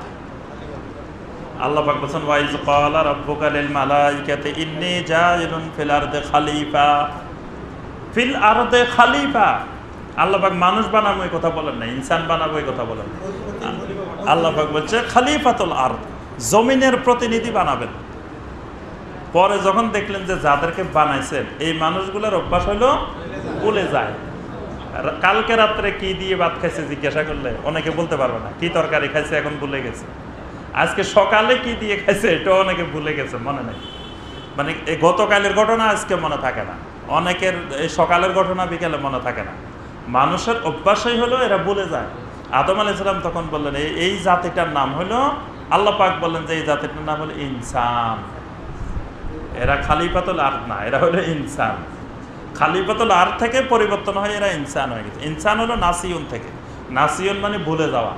এই জাতিটার নামে হলো এরা ভুলে যাওয়া জাতি, কারণ এদের বাপ এই কাজ করছে, যে বাপ এই কাজ করে ছেলেরাও তো এই কাজ করবে। তখন আল্লাহ পাক এই 282 নম্বর আয়াতে আল্লাহ পাক এই বিধান দিয়ে দিলেন, যে কোনো ব্যাপারে এরকম দুইজনের মধ্যে কোনো বিষয় সিদ্ধান্ত হবে সেটা লিখে রাখো। আল্লাহ পাক যদি ওখানে লিখে রাখে আদম থেকে সিগনেচার নিয়ে নিতেন। আদম যে 60 বছর দিচ্ছে এই দেওয়ার এটা সিগনেচার নিয়ে নিলে তখন আদমেরা আসি দেখাইলে যে এই যে দেখেন আপনি সিগনেচার দিচ্ছেন ইসলামের মধ্যে, আপনি তো 60 বছর দিচ্ছেন। আদম আর অস্বীকার করার উপায় ছিল, কিন্তু আল্লাহ পাক তো ওটা লিখে রাখেন না। এটা আল্লাহর একটা হেকমত। আল্লাহ জানেন যে তারেও 1000 দিবেন, এরেও 100 দিবেন, কিন্তু মাঝখান দিয়ে আল্লাহ পাক বুঝাতে চাইলেন যে এরকম বিষয়ে তোমরা লিখে রাখো। ইয়া আইয়ুহাল্লাযীনা আমানু, হে ঈমানদারগণ, ইযা তাদায়ানতুম বিদাইনিন, যখন তোমরা একজন আরেকজনের সাথে কোনো ঋণের বিষয় নিয়ে বা টাকা পয়সার বিষয় হোক বা অন্য কোনো বিষয় হোক, যদি এরকম দুজনের মধ্যে কোনো লেনদেন হয়, ইলা আজালিম মুসাম্মা, একটা সুনির্দিষ্ট সময় পর্যন্ত, ফাকতুবুহু, সেটাকে তোমরা লিখে রাখো। আল্লাহ পাক নির্দেশ দিতেন ফাকতুবুহু, ওই বিষয়টাকে তোমরা লিখে রাখো। ওয়াল ইয়াকতুব বাইনাকুম কাতিবুম বিল আদলে, এখন যারা লিখবেন মানে দলিল দাতা দলিল গ্রহীতা দুইজনেই মূর্খ মানুষ, লেখাপড়া জানা না, কেমনে লিখবে? আল্লাহ পাক বলছেন ওয়াল ইয়াকতুব বাইনাকুম কাতিবুম বিল আদলে, একজন ন্যায়পরায়ণ কাতেব দিয়ে, ন্যায়পরায়ণ লেখক দিয়ে তোমরা লেখাই নিবে। ন্যায়পরায়ণ লেখক না হইলে ওই দাতা বলছে একটা, গ্রহীতা বলছে একটা, হে লিখে রেখেছে আরেকটা, এরকমও তো হইতে পারে। এই জন্য আল্লাহ পাক বলছে কাতিবুম বিল আদল, ইনসাফকারী লেখক, মানে দাতা যেটা বলবে দাতার কথা অনুযায়ী লিখবে না, লিখবে কার কথা অনুযায়ী? গ্রহীতার কথা। কিন্তু দাতা সাক্ষী থাকবে, দাতার সামনে গ্রহীতা বলবে আর উনি লেখক লিখবে। ওয়ালা ইয়াবা কাতিবুন আন ইয়াকতুবা কামা আল্লামাহুল্লাহ, এখানে আল্লাহ পাক আরো বলে দিয়েছেন যাকে আল্লাহ পাক জ্ঞান অর্জন করা তৌফিক দিয়েছেন সেই যেন লিখতে অস্বীকার না করে। লেখক লিখতে পারতেছে না, দাতাও লিখতে জানে না, গ্রহীতাও লিখতে জানে না। এখন একজনেরা আসে বললো যে ভাই আপনি তো ডিগ্রি পাস করছেন, বিএ পাস করছেন। আগের যুগে কিন্তু মানুষ লিখতো যে নামের শেষে বিএ লিখতো অনেকের নামের সাথে, কারণ গ্রামের মধ্যে বিএ থাকতো একজন বা দুইজন, তখন বিএ পাস করাটা বিশাল বিষয়, নামের শেষে বিএ। এখন তো গ্রামের মধ্যে কত ডক্টরেট, এখন আর ডক্টরেট করলেও কোনো ভ্যালু নেই। ওই সময় বিএ পাস করলে কত মানুষ দেখতে আসতেন। তো আল্লাহ পাক বলতেছেন যাকে আল্লাহ পাক জ্ঞান অর্জন করার তৌফিক দিয়েছেন সেই যেন কখনো অস্বীকার না করে যে না আমি লিখতে পারবো না, এই কথা যেন না বলে। যে যাকে, যার মধ্যে লেখার যোগ্যতা আল্লাহ দিয়েছেন সেই যেন অবশ্যই লিখে দে। ফাল ইয়াকতুব, সেই জন্য লিখে দে। ওয়াল ইউমলি লিল্লাযী আলাইহিল হক, তবে সে কার কথাই লিখবে? ওয়াল ইউমলি লিল্লাযী আলাইহিল হক, মানে যার উপরে হক প্রযোজ্য, তার অর্থ হলো ঋণ গ্রহীতা, গ্রহীতার কথা অনুযায়ী সে লিখবে। ওয়াল ইয়াত্তাকিল্লাহা রাব্বাহু, আর তোমরা লেখার ক্ষেত্রে আল্লাহকে ভয় করবে। ওয়ালা ইয়াবখাস মিনহু শাইআ, কোনো কিছু কম বেশি করবে না। লেখার সময় একজনে বলছে যে আমি দলিল গ্রহীতা 1 লক্ষ টাকা গ্রহণ করলাম, সে লিখে দিল যে 10,000 টাকা গ্রহণ করলাম, শূন্য একটা কম দিয়ে দিল। আল্লাহ পাক বলেন খবরদার, ওয়ালা ইয়াবখাস মিনহু শাইআ, কোনো কিছু কম বেশি করবে না। ফা ইন কানা আল্লাযী আলাইহিল হাক্কু সাফীহান আও দাঈফান আও লা ইস্তাতিউ আন ইউমিল্লা ওয়া ফালইউমলিল ওয়ালিয়্যুহু বিল আদল, যদি ওই দলিল গ্রহীতা, ঋণ গ্রহীতা যদি সাফীহান, হাবাগোবা, বোকা মানুষ, দলিল গ্রহীতা সাফীহান বোকা, আও দাঈফান অথবা দুর্বল, আও লা ইস্তাতিউ আন ইউমিল্লা অথবা লেনদেন করার মতো, বলে দেওয়ার মতো তার কাছে সে যোগ্যতা নাই, দলিলে কি লিখবে না লিখবে এটা বলার মতো তার কাছে যোগ্যতা নাই। ফালইউমলিল ওয়ালিয়্যুহু বিল আদল, সেই একজন ইনসাফকারী ওয়ালি তার পক্ষ থেকে নিয়োগ দিবে, সে তার পক্ষ থেকে একজন অভিভাবক, একজন ওয়ালি নিয়োগ দিবে। ওয়াস্তাশহিদু শাহিদাইনি মির রিজালিকুম, আর লেখার সময় তোমরা 2 জন পুরুষ মানুষকে সাক্ষী রাখবে, পুরুষ মানুষ সাক্ষী রাখবে। এখানে আল্লাহ পাক পুরুষ মানুষ কেন বললেন? নারীদের সাক্ষ্য আর পুরুষের সাক্ষ্য, এই 2 সাক্ষ্যের মধ্যে পার্থক্য আছে। কারণ নারীদের সাক্ষ্যের মধ্যে কিছুটা দুর্বলতা আছে, এটা নারীদের ইচ্ছাকৃত দুর্বলতা না, এটা আল্লাহ পাক নারীদেরকে সৃষ্টি করেছেন এইভাবে। এখানে আল্লাহ পাক নারীদেরকে অপমানিত করেন নাই অথবা ছোট করেন নাই, কারণ নারীদের সাক্ষ্যদানের ক্ষেত্রে দেখা যাবে যে জিনিসটা স্বচক্ষে তিনি দেখেন নাই, শুনছেন কারো কাছে, সেটাকেও উনি বিশ্বাস করে বসে থাকতে পারেন। কিন্তু একজন পুরুষ, তার কাছে ওইটা বিশ্বাস হবে না যতক্ষণ না সেটা স্বচক্ষে দেখবে। আরো অনেকগুলা কারণ আছে, এসব কারণে আল্লাহ পাক বলছেন ওয়াস্তাশহিদু শাহিদাইনি মির রিজালিকুম, কারণ সাক্ষীকে কোনো সময় কোর্টে যাওয়া লাগতে পারে। তো মহিলা সাক্ষী হলে তারা আপনি কোর্টে নিয়ে যাবেন কিভাবে? এই জন্য আল্লাহ পাক বলছেন ওয়াস্তাশহিদু শাহিদাইনি মির রিজালিকুম, দুইজন পুরুষ সাক্ষী রাখো। ফা ইল্লাম ইয়াকুনা রাজুলাইনি, এমন জায়গায় যে জায়গায় তুমি দুইজন পুরুষ সাক্ষী পাচ্ছ না, ফারাজুলু আমরাআতান, সেখানে একজন পুরুষ আর দুইজন নারী, সেখানে একজন পুরুষ রাখবে আর দুইজন নারী সাক্ষী রাখবে। মিম্মান তারদাউনা মিনাশ শুহাদা, যে সাক্ষীদের ব্যাপারে তোমরা উভয় পক্ষ সন্তুষ্ট আছো, দলিল দাতা দলিল গ্রহীতা উভয় পক্ষ এই সাক্ষীদের ব্যাপারে সন্তুষ্ট। আন তাদুল্লা ইহদাহুমা বা তুযাক্কিরা ইহদাহুমাল উখরা, এদের মধ্যে একজন যদি ভুলে যায় আরেকজন তাকে সেই বিষয়টা স্মরণ করিয়ে দিবে। এই জন্য একাধিক সাক্ষী, একজন হলে ওই একজন ভুলে যেতে পারে, এই জন্য আল্লাহ পাক বলছেন একাধিক সাক্ষী রাখতে হবে।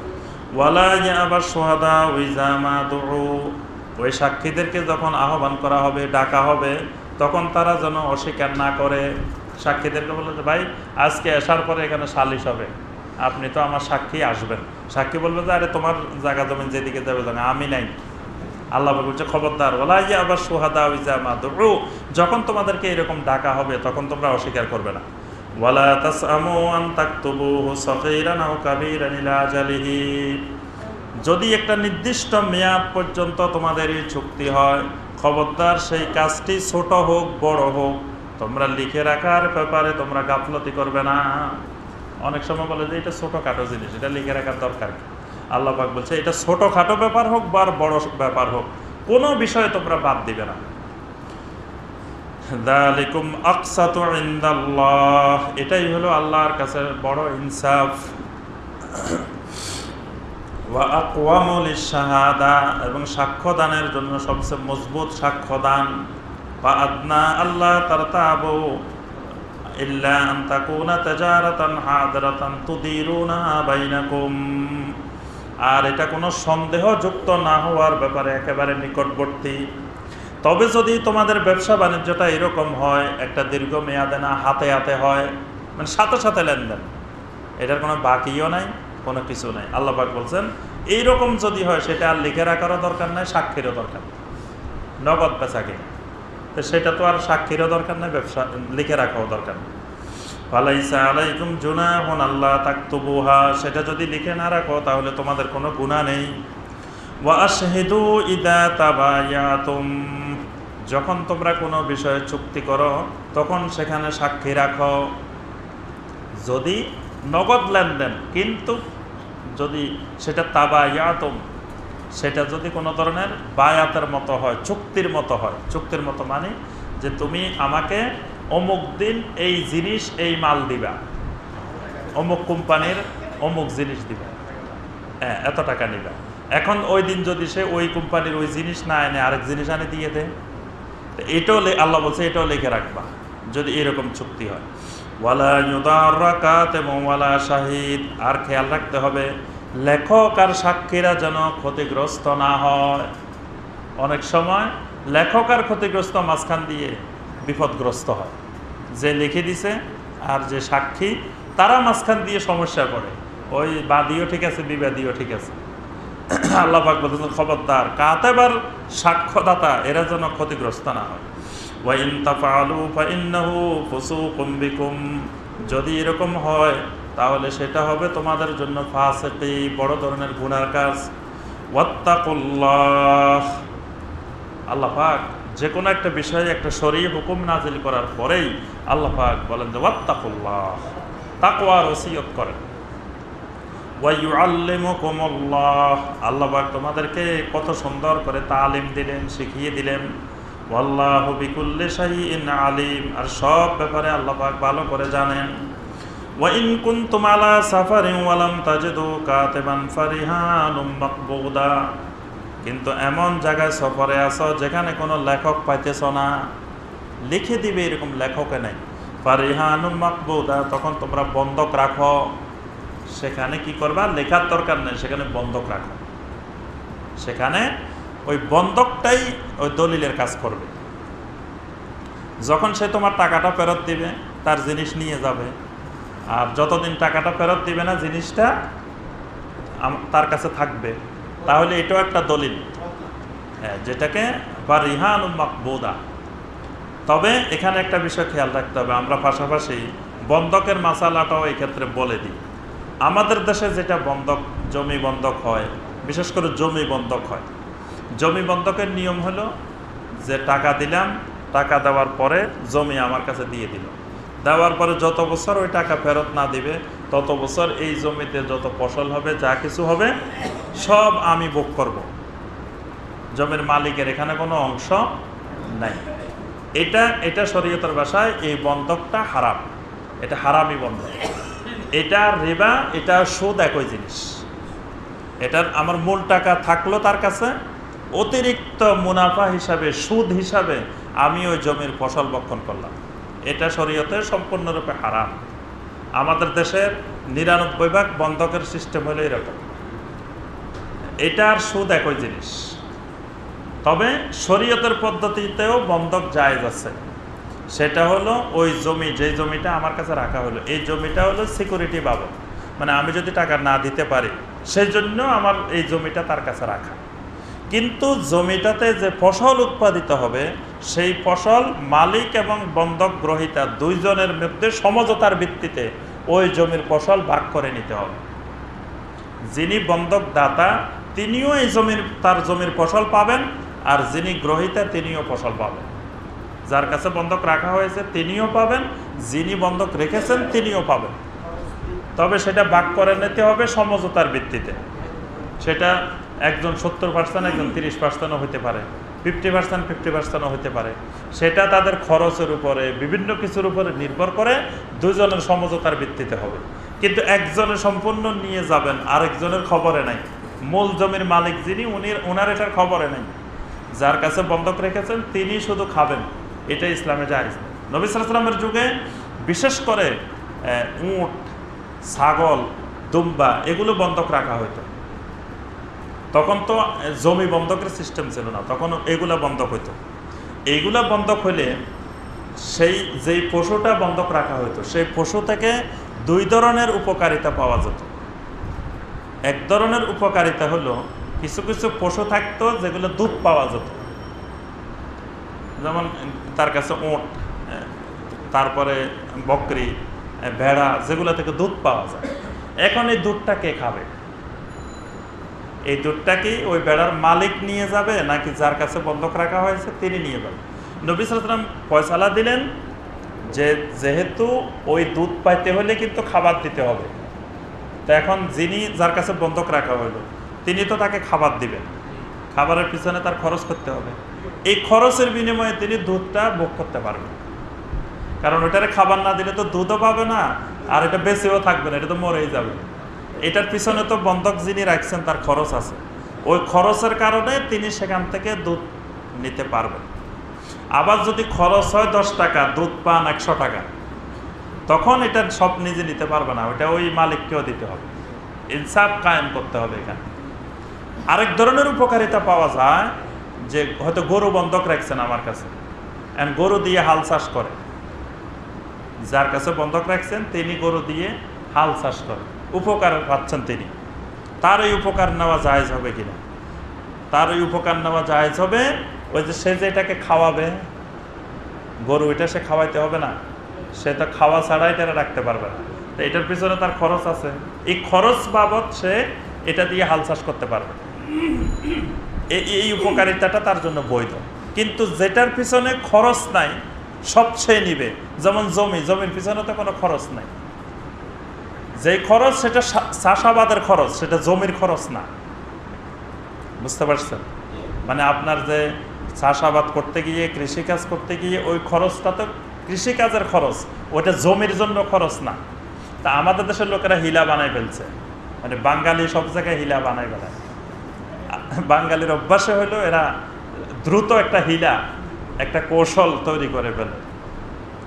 আমাদের দেশে এই বন্ধকের সময় লেখা থাকে যে তার ক্ষয় বাবদ প্রতি বছর 100 টাকা করে কাটা যাবে। আমি অনেক দলিল লিখছি, আমি এরকম বন্ধকের অনেক দলিল লিখছি। আমাদের গ্রামে যত বন্ধকের কাজকর্ম হইতো, তো আমি ছোটবেলা থেকে এরকম দলিল লিখে দিতাম বন্ধকের। সবাই আমার কাছে আসতো, আমার মুখস্থ মানে কি কি লিখতে হয় আগাগোড়া মুখস্থ থাকতো, খালি আসলে নামগুলা জেনে বাস বাকি সব লিখে দিতাম দ্রুত। হ্যাঁ, তো এই যে লেখার সময় আমি জিজ্ঞাসা করতাম যে ক্ষয় বাবদ কত টাকা কাটা যাবে। তো তারা বলতো যে 100 টাকা ক্ষয়। ক্ষয় আবার কি জিনিস লিখতাম, ক্ষয়, কিন্তু নিজে বুঝতাম না ক্ষয় কি জিনিস। তা আমার আব্বাকে জিজ্ঞেস করলাম যে এই যে সবসময় লিখি ক্ষয়, এই ক্ষয়টা কি জিনিস। তো আমাকে যেটা বুঝাই দিলেন যে এই জমির খাজনা দিতে হয় প্রতি বছর। তো ওই খাজনাটা শুধু জমির মালিক দিবে না, ওই যে জমির যে যিনি বন্ধক নিছেন তিনি ওখানে 100 টাকা খাজনা দিচ্ছেন। মানে এটা হালাল বানানোর জন্য। কোনো আলেম কোনো সময় তাদেরকে এরকম ফতোয়া দিয়েছিলেন, হয়তো তারা ফতোয়াটাকে বিকৃত করছে, বিকৃত করে ওই ক্ষয় বাবদ 100 টাকা, ক্ষয় বাবদ 100 টাকা দিয়ে এটা হালাল বানাইছে। যে জমির যে খরচ, সে খরচ তো সে দিতেছে, দিয়ে সে বুক করতেছে, ওই গরুর খরচের মতো। গরুর খরচ তো হলো গরুর খরচ দিবে সে হাল চাষ করবে, বা গরুর খরচ দিবে দুধ পান করবে। এখানে যে খরচটা, এটা তো জমির খরচ না, এই খরচটা হলো ফসলের জন্য আপনাকে খরচ করতে হবে। আর 100 টাকা এটা জমির খরচ না, জমির কোনো খরচে নেই। তো সুতরাং এখানে ওই জমির ফসল একাকী সম্পূর্ণ জমির বন্ধক গ্রহীতা ভোগ করতে পারবেন। ভোগ করলে সেটা রেবা, সেটা সুদ। তা আল্লাহ পাক এখানে বলছেন যে তোমরা যদি সফর অবস্থায় থাকো তাহলে তোমরা ফারিহানুম মাকবুদা ফাইনা মিনা বাদুকুম বাদান ফালিওয়াদ্দিল্লাযী তুমিনা আমানাতাহু। যখন তোমরা নিরাপদ স্থানে চলে আসবা তখন যার নিকটে আমানত রাখা হয়েছিল সে আমানত ফিরিয়ে দাও। ওয়ালিয়াত্তাকিল্লাহ রাব্বাহু, আর এই ক্ষেত্রে আল্লাহকে ভয় করো। ওয়ালা তাকতুমুশ শাহাদা, আর সাক্ষ্যকে কখনো গোপন করিও না। ওয়ামান ইয়াকতুমহা ফাইন্নাহু আসিমুন কলবু, কোনো ব্যক্তি যদি সাক্ষ্য গোপন করে তাহলে তার কাল অবশ্যই গুনার অংশীদার হবে। ওয়াল্লাহু বিমা তা'মালুনা আলিম, আল্লাহ পাক তোমরা যা কিছু করো এই ব্যাপারে খবর রাখেন, এই ব্যাপারে জানেন।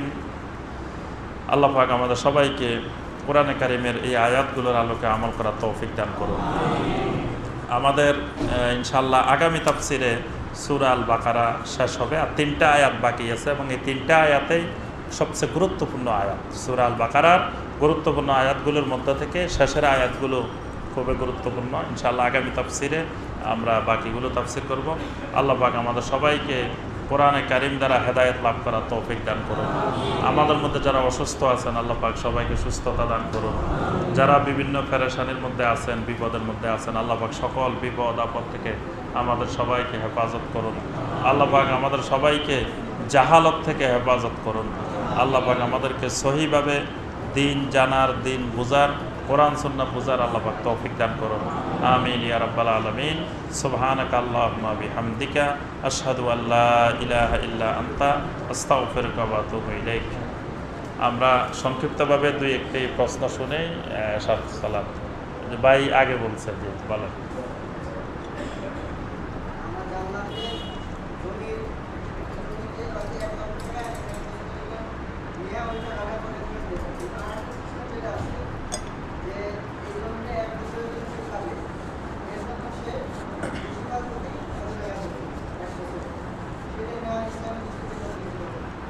জি আলহামদুলিল্লাহ। ভাই আরেকটি বিষয় জানতে চাচ্ছেন, এটার উপরে আমরা ইতিপূর্বে একটা খুতবা দিয়েছি অনেক আগে, আজ থেকে মনে হয় 2-3 বছর আগে। আমরা জমি বন্ধক, তারপরে ভাই যে পদ্ধতিটা বলছেন এটাকে আমাদের আঞ্চলিক ভাষায় বলে জমি লাগিত দেওয়া। এক এক এলাকায় এক এক রকম বলে, এটাকে জমি লাগিত দেওয়া বলা হয়। এটা হলো মানে 1 বছরের জন্য ভাড়া দেওয়া।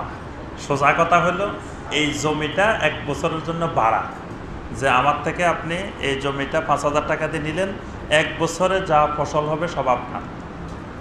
এটা যদি ইনসাফপূর্ণ হয় তাহলে জায়েজ, আর যদি জুলুমপূর্ণ হয় তাহলে জায়েজ নেই। ইনসাফপূর্ণ আর জুলুমপূর্ণ কীরকম? ইনসাফপূর্ণ হলো এই জমিতে স্বাভাবিকভাবে ধরেন প্রতি বছর 20,000 টাকার ফসল হয়, তা আমি সেখানে নিলাম তার থেকে 10,000 টাকা নিয়ে, এমনভাবে নিলাম 10,000 টাকা সে আমাকে দিল, তার খরচ বাবদ আরও 5,000, 15,000 টাকা, ফসল পাবে 20,000 টাকা, 5,000 তার লাভ হলো কষ্ট করে, তাহলে এটা জায়েজ, এটা ইনসাফপূর্ণ। কিন্তু এই ক্ষেত্রে খেয়াল রাখতে হবে ওই জমিতে তার ফসল করতে গিয়ে সে ক্ষতিগ্রস্ততারও শিকার হতে পারে। হ্যাঁ, বন্যা এসে ফসল সব নিয়ে গেল, ঝড় তুফান আসে, সব ফসল নষ্ট হয়ে গেল। সে আমাকে 10,000 দিল, 5,000 খরচ করলো, 15,000 খরচ করি, সে 1 টাকাও পাইল না। তখন তাকে ওই আমাকে যে 10,000 টাকা দিল, এখান থেকে তাকে আরো 5,000 টাকা ফেরত দিতে হবে, দিয়ে বলতে হবে যে সে 5,000 টাকা খরচ করছে কিন্তু সে তো কিছুই পায় নাই। এটা হলো ইনসাফপূর্ণ। আর যদি না খরচ দিব কেন, আমি 10,000 টাকা লই বসে থাকলাম, সে 1 টাকা পাক আর না পাক এটা তার ব্যাপার। এটা হলো জুলুমপূর্ণ। এরকম জুলুমপূর্ণ হলে সেটা জায়েজ নেই, আর ইনসাফপূর্ণ হলে সেটা জায়েজ। যে ভাই বলেন।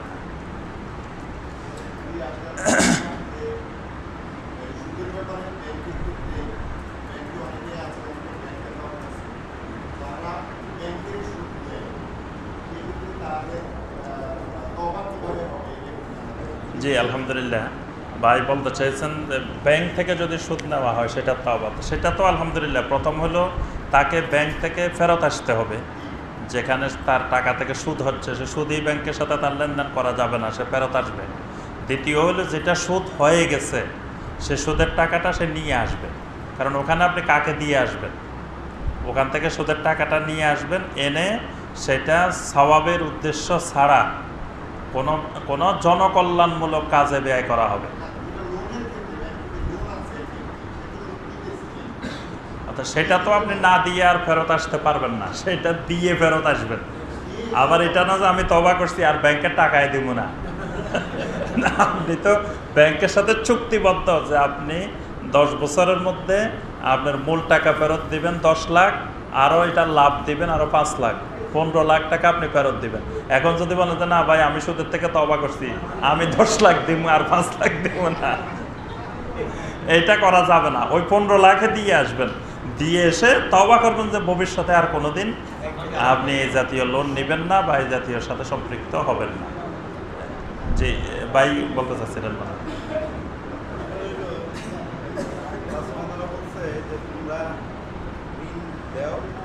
সাক্ষী রেখে দিলেন আমাদের সমাজে যে ইসলামিক ব্যাংকের যে ব্যবস্থা, সুদী ব্যাংক আলাদা, ইসলামিক ব্যাংকের যে ব্যবস্থাটা, এই ব্যবস্থাপনায় আমরা অনেক পরিপূর্ণ সম্মানিত করি সমাজে। যখন আমরা ঋণ নিতে যাই বা ঋণ নিতে যাই, তখন তারা দুজন সাক্ষী থাকা সত্ত্বেও এবং সত্য সাক্ষী থাকা সত্ত্বেও তারা বন্ধক ছাড়া ঋণ দিতে চায় না। যারা তোমার টাকা না গ্রামে জমি থাকলে জমি বন্ধকটাও পরে নেবে। জি তো আলোচনা বলছে যে সাক্ষী দুজন না থাকে সেই ক্ষেত্রে তোমরা বন্ধ করতে পারো। আর আল্লাহ ইসলাম তো আমাদের কাজের থেকে অর্থ নিয়ে ব্যবসা করছে, সেখানে কি আমার ইসলাম কি বন্ধ দিয়ে উনি টাকা নিয়ে ব্যবসা করছিলেন? এই জিনিসটা ইসলামী ব্যাংকেরা যারা যতদিন ইসলামী ব্যাংক আছে তারা প্রত্যেকে পাইলেন, কীভাবে পাইলেন, এবং এটা কি গরিব যারা বিজনেসম্যান তাদেরকে চুন করতেছেন কিনা? জি আলহামদুলিল্লাহ, ভাই যেটা জানতে চাইছেন আমরা বুঝতে পেরেছি। সেটা হলো ইসলামী ব্যাংকিং পদ্ধতিতেও যখন আপনি ব্যাংক থেকে কোনো টাকা পয়সা নেবেন তখন সাক্ষীও আছে, সব আছে, কিন্তু তারপরেও একটা বন্ধক কোনো একটা জিনিস আপনি সিকিউরিটি বাবদ রাখতে হবে, যেটাকে মর্টগেজ বলা হয়। মর্টগেজ রেখে তারপরে আপনি নিয়ে আসবেন। তো এটা শরীয়তের দৃষ্টিতে কতটুকু বৈধ? প্রথম কথা হলো ইসলামী ব্যাংকিং সিস্টেমে আপনাকে লোন দেওয়া যায় না। ইসলামী ব্যাংকিং সিস্টেমে লোন দেওয়া হয় না। ইসলামী ব্যাংক বিনিয়োগ করে। ইসলামী ব্যাংক, কোনো ইসলামী ব্যাংক শরিয়া পদ্ধতিতে লোন দিতে পারে না। কর্জে হাসানা দিতে পারে, কিন্তু ব্যাংক কর্জে হাসানা দিবে না, কারণ ব্যাংক তো ব্যক্তি না, ব্যাংক প্রতিষ্ঠান। আপনি কর্জে হাসানার পিছনে উদ্দেশ্য থাকবে না দিতে পারলে সদাকা করে দিবে, তো ব্যাংক কার টাকা সদাকা করবে? আপনি ব্যাংক থেকে কর্জে হাসানা নিচ্ছেন, নিয়ে আর দিতে পারতেছেন না, তো টাকাগুলো তো তাদের না, টাকাগুলো তো অন্য মানুষের। তো অন্য মানুষের টাকা নিয়ে আপনারা সদাকা করবে কিভাবে? এই জন্য ইসলামী ব্যাংক কর্জে হাসানা দিবে না। ইসলামী ব্যাংক হলো কোনো একটা ক্ষেত্রে বিনিয়োগ করবে, তো সে বিনিয়োগের ক্ষেত্রে তো আপনার বিনিয়োগ করতে নিয়ে গেলেন টাকাটা, তো সে টাকাটা আপনি ফেরত দিবেন, এটা নিশ্চয়তা কি? আরেকটা হলো মূল বিষয় হলো ওইটা না, মূল বিষয় হলো ব্যাংকিং সিস্টেমে ওই ব্যাংক যিনি আপনাকে বিনিয়োগ করতেছেন তিনি তো ওই টাকার মালিক না, অরিজিনাল মালিক না। তিনি আরেকজনের টাকা তিনি জমা রাখছেন, ওই টাকা উনি আপনাকে দিচ্ছেন। যদি আমার নিজের টাকা, একেবারে ব্যক্তিগত টাকা, সেটা আমি আপনাকে দিচ্ছি, সেটা দেওয়ার ক্ষেত্রে আমি সাক্ষী রাখলাম, আপনাকে দিলাম, বাস, এটা আমার টাকা। কিন্তু ব্যাংক যেটা দিচ্ছে এটা তো ব্যাংকের টাকা না, এই টাকাটা অন্য মানুষের টাকা। তো অন্য মানুষের টাকা আপনাকে ওই বন্ধকে ছাড়া দিবে কিভাবে? কারণ আপনি না দিতে পারলে, ব্যক্তির টাকা হলে ব্যক্তি মাফ করে দিতে পারে, ব্যক্তি অনেক কিছু করতে পারে, কিন্তু এটা তো ব্যক্তির টাকা না। এই জন্য ব্যাংক এখানে শরিয়া ভিত্তিক ব্যাংকও নির্ধারণ করেছেন যে এখানে বন্ধক রাখতেই হবে, যাতে আপনার টাকাটার পরিপূর্ণ সিকিউরিটি থাকে। আপনাকে যে টাকাটা দেওয়া হলো, কারণ এটা জনগণের টাকা, এটা জনগণের টাকা, আপনি যদি না দিতে পারেন আপনার ওই সম্পদ থেকে নেওয়া হবে। আর নবী সাল্লাল্লাহু আলাইহি ওয়াসাল্লাম যেই ব্যবসা করেছেন সেটার ক্ষেত্রে এই জাতীয় কোনো বন্ধক রাখার দরকার হয়নি। আর ওই সময়কার মানুষ আর আজকের সময়ের মানুষ, ওই সময়ের মানুষের রেজিস্ট্রি লাগতো না, দলিলপত্র লাগতো না, মানুষের কথাটাই দলিলের চেয়ে বেশি ছিল। যে মানুষ যদি বলতো আমি আপনাকে এটা দিব, সে দিবেই, সেটার কোনো দলিলও লাগতো না, লেখাও লাগতো। এখন তো দলিল করিও এক জমির 10 দলিল হয়, কতজনের কাছে বিক্রি করে, কতজনের কাছে প্রতারণা ধোঁকার শিকার হয়। এজন্য ওই সময়ের অবস্থা আর বর্তমান সময়ের অবস্থা দুইটা তো ভিন্ন রকম। আল্লাহু আ'লামু বিস-সাওয়াব। যেখানে কেউ বলছেন জি ভাই, আমরা আর বেশি প্রশ্ন নিব না, সময় হয়ে গেছে। জি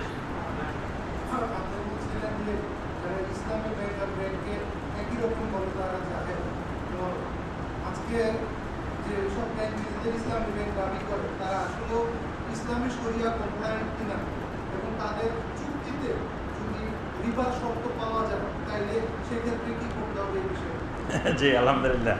ভাই কিন্তু ইসলামিক ব্যাংকিংয়ের উপরে অনেক পড়াশোনা করছে। ভাইয়ের সাথে আমার এর আগে অনেক কথাবার্তা হয়েছে। তিনি ইসলামিক ব্যাংক সম্পর্কে গভীর পড়াশোনা করেছেন। আসলে আমরা যেটা বলছি সেটা হলো কোরআনে কারিমের রেবা, কোরআনে কারিমে বর্ণিত রেবা আর কোরআনে কারিমে বর্ণিত শরিয়া পদ্ধতি, সেটা সমাজের বর্ণিত রেবা আর ওই ব্যাংকের রেবা আর ব্যাংকের শরিয়া পদ্ধতি না। অনেক ব্যাংক তো শরিয়া পদ্ধতির নাম বলে মানুষকে ধোঁকা দেয়, প্রতারণা করে, যে নামে লিখে দিচ্ছে শরিয়া মোতাবেক পরিচালিত, আসলে শরিয়ার কিছুই নেই। শরিয়া মোতাবেক পরিচালিত, কিন্তু ব্যাংকে ঢুকলেই প্রথমে বেপর্দা অশ্লীলভাবে মহিলারা বসে থাকে, এমনি শরিয়া মোতাবেক পরিচালিত। তাহলে শরিয়া কি ওই মহিলাদেরকে বসায় রাখার অনুমতি দেয়? না, আপনি শরিয়া মোতাবেক ব্যাংক পরিচালনা করতেছেন আর সেখানে সব মহিলারাই লেনদেন করতেছে আরো বেপর্দাভাবে, কোনো পর্দা নাই, কিছু নেই। এইগুলো হলো কিছু হলো মানে ব্যবসার উদ্দেশ্যে শরিয়া, শরিয়ার উদ্দেশ্যে ব্যবসা না, ব্যবসার উদ্দেশ্যে শরিয়াকে ব্যবহার করা। অনেকে দাড়ি রাখে, দাড়ি কিন্তু সুন্নতের জন্য বা ওয়াজিবের জন্য, ফরজের জন্য রাখে না। ওই দাড়ি দিয়ে তার কোনো মতলব আছে, কোনো উদ্দেশ্য আছে। দাড়ি দিয়ে অনেকে ব্যবসা করে, তাকে মানুষ বিশ্বাস করবে, দাঁড়িয়ে আছে। অনেকে এরকম ইসলামী লেবাসকে তার স্বার্থের উদ্দেশ্যে ব্যবহার করে, এরকম শরিয়াকেও অনেকে স্বার্থের উদ্দেশ্যে ব্যবহার করে। এই জন্য ইসলামী ব্যাংক শুধু শরিয়া মোতাবেক পরিচালিত নাম দিলে তো সেটা শরিয়া মোতাবেক হইল না। মানে কোরআন সুন্নাহর ভিত্তিতে আমরা যেটা বলতেছি, কোরআন সুন্নাহর রেবাকে যদি কেউ অস্বীকার করে, যদি বলে যে রেবা আর শরিয়া মোতাবেক একই, সেটা হলো জাহালতের পরিচয়। কিন্তু আপনার ওই যে আমাদের মুসলিমদেরকে দেখে কোরআন বোঝা যাবে না, যেরকম যে মুসলিম দেখে কেউ যদি বলে যে এটা কোরআন, কারণ মুসলিমের সাথে তো কোরআনের সাথে সম্পর্কই নেই। হিন্দু দেখে গীতা বোঝা যাবে না, যে কারণ হিন্দুর সাথে গীতার কোনো সম্পর্কই নেই, এমনি নামে মাত্র সে হিন্দু আর গীতা। মুসলমান আর কোরআন, আসলে মুসলমানের সাথে কোরআনের সম্পর্ক নেই। এখানে আপনি ইসলামী ব্যাংক দেখে কোরআনের ইসলামী ব্যাংক বা কোরআনের রেবা এটা বোঝা যাবে না। এটা আর ওইটা বেশ কম আছে। ওইটা হলো মানুষের বানানো আর কোরআনটা হলো আল্লাহ কর্তৃক নির্ধারিত। আল্লাহ কর্তৃক নির্ধারিতগুলোকে অস্বীকার করলে সেটা হলো যে জাহালত। কিন্তু ওখানে অনেক সমস্যা আছে, প্রত্যেকটা ইসলামী ব্যাংকের আছে, একটার না। তো আমরা মনে করি যে তাদের প্রতিকূলতার মধ্যেও তারা যে মানে সুদভিত্তিক, সুদবিহীন যে এই সমাজে ইসলামী ব্যাংক আধুনিক যুগে চলতে পারে, এটা যে তারা ব্যাংকগুলো সারা দুনিয়াকে দেখাতে পারছেন, আমাদের সামনে উপস্থাপন করতে পারছে, এই জন্য আমরা তাদেরকে ধন্যবাদ জানাই। দোয়া করি তারা যেন শতভাগ শরিয়া মোতাবেক তারা পরিচালনা করতে পারেন, তাহলে আমরা সমাজ সুদমুক্ত হইলাম। কিন্তু তারা ইচ্ছা করলে অনেক কিছু পারে না, আর তাদের বাংলাদেশ ব্যাংকের অনেক বিধিনিষেধ আছে, আবার অনেক কিছু তারা নিজেদের স্বার্থে, ব্যবসার স্বার্থেও তারা করে থাকে যেটা শরিয়ার সাথে মিল নেই। সেগুলা তো অবশ্যই রেবা, অবশ্যই সুদ, সেগুলোর ব্যাপারে কোনো জাহালাতের নিদর্শন না। আল্লাহ পাক আমাদের সবাইকে তৌফিক দান করুন। নাফাআনিল্লাহু ওয়া ইয়্যাকুম বিল কুরআনিল আযীম ওয়া বিসুন্নতি নবিয়্যিল কারীম সাল্লাল্লাহু আলাইহি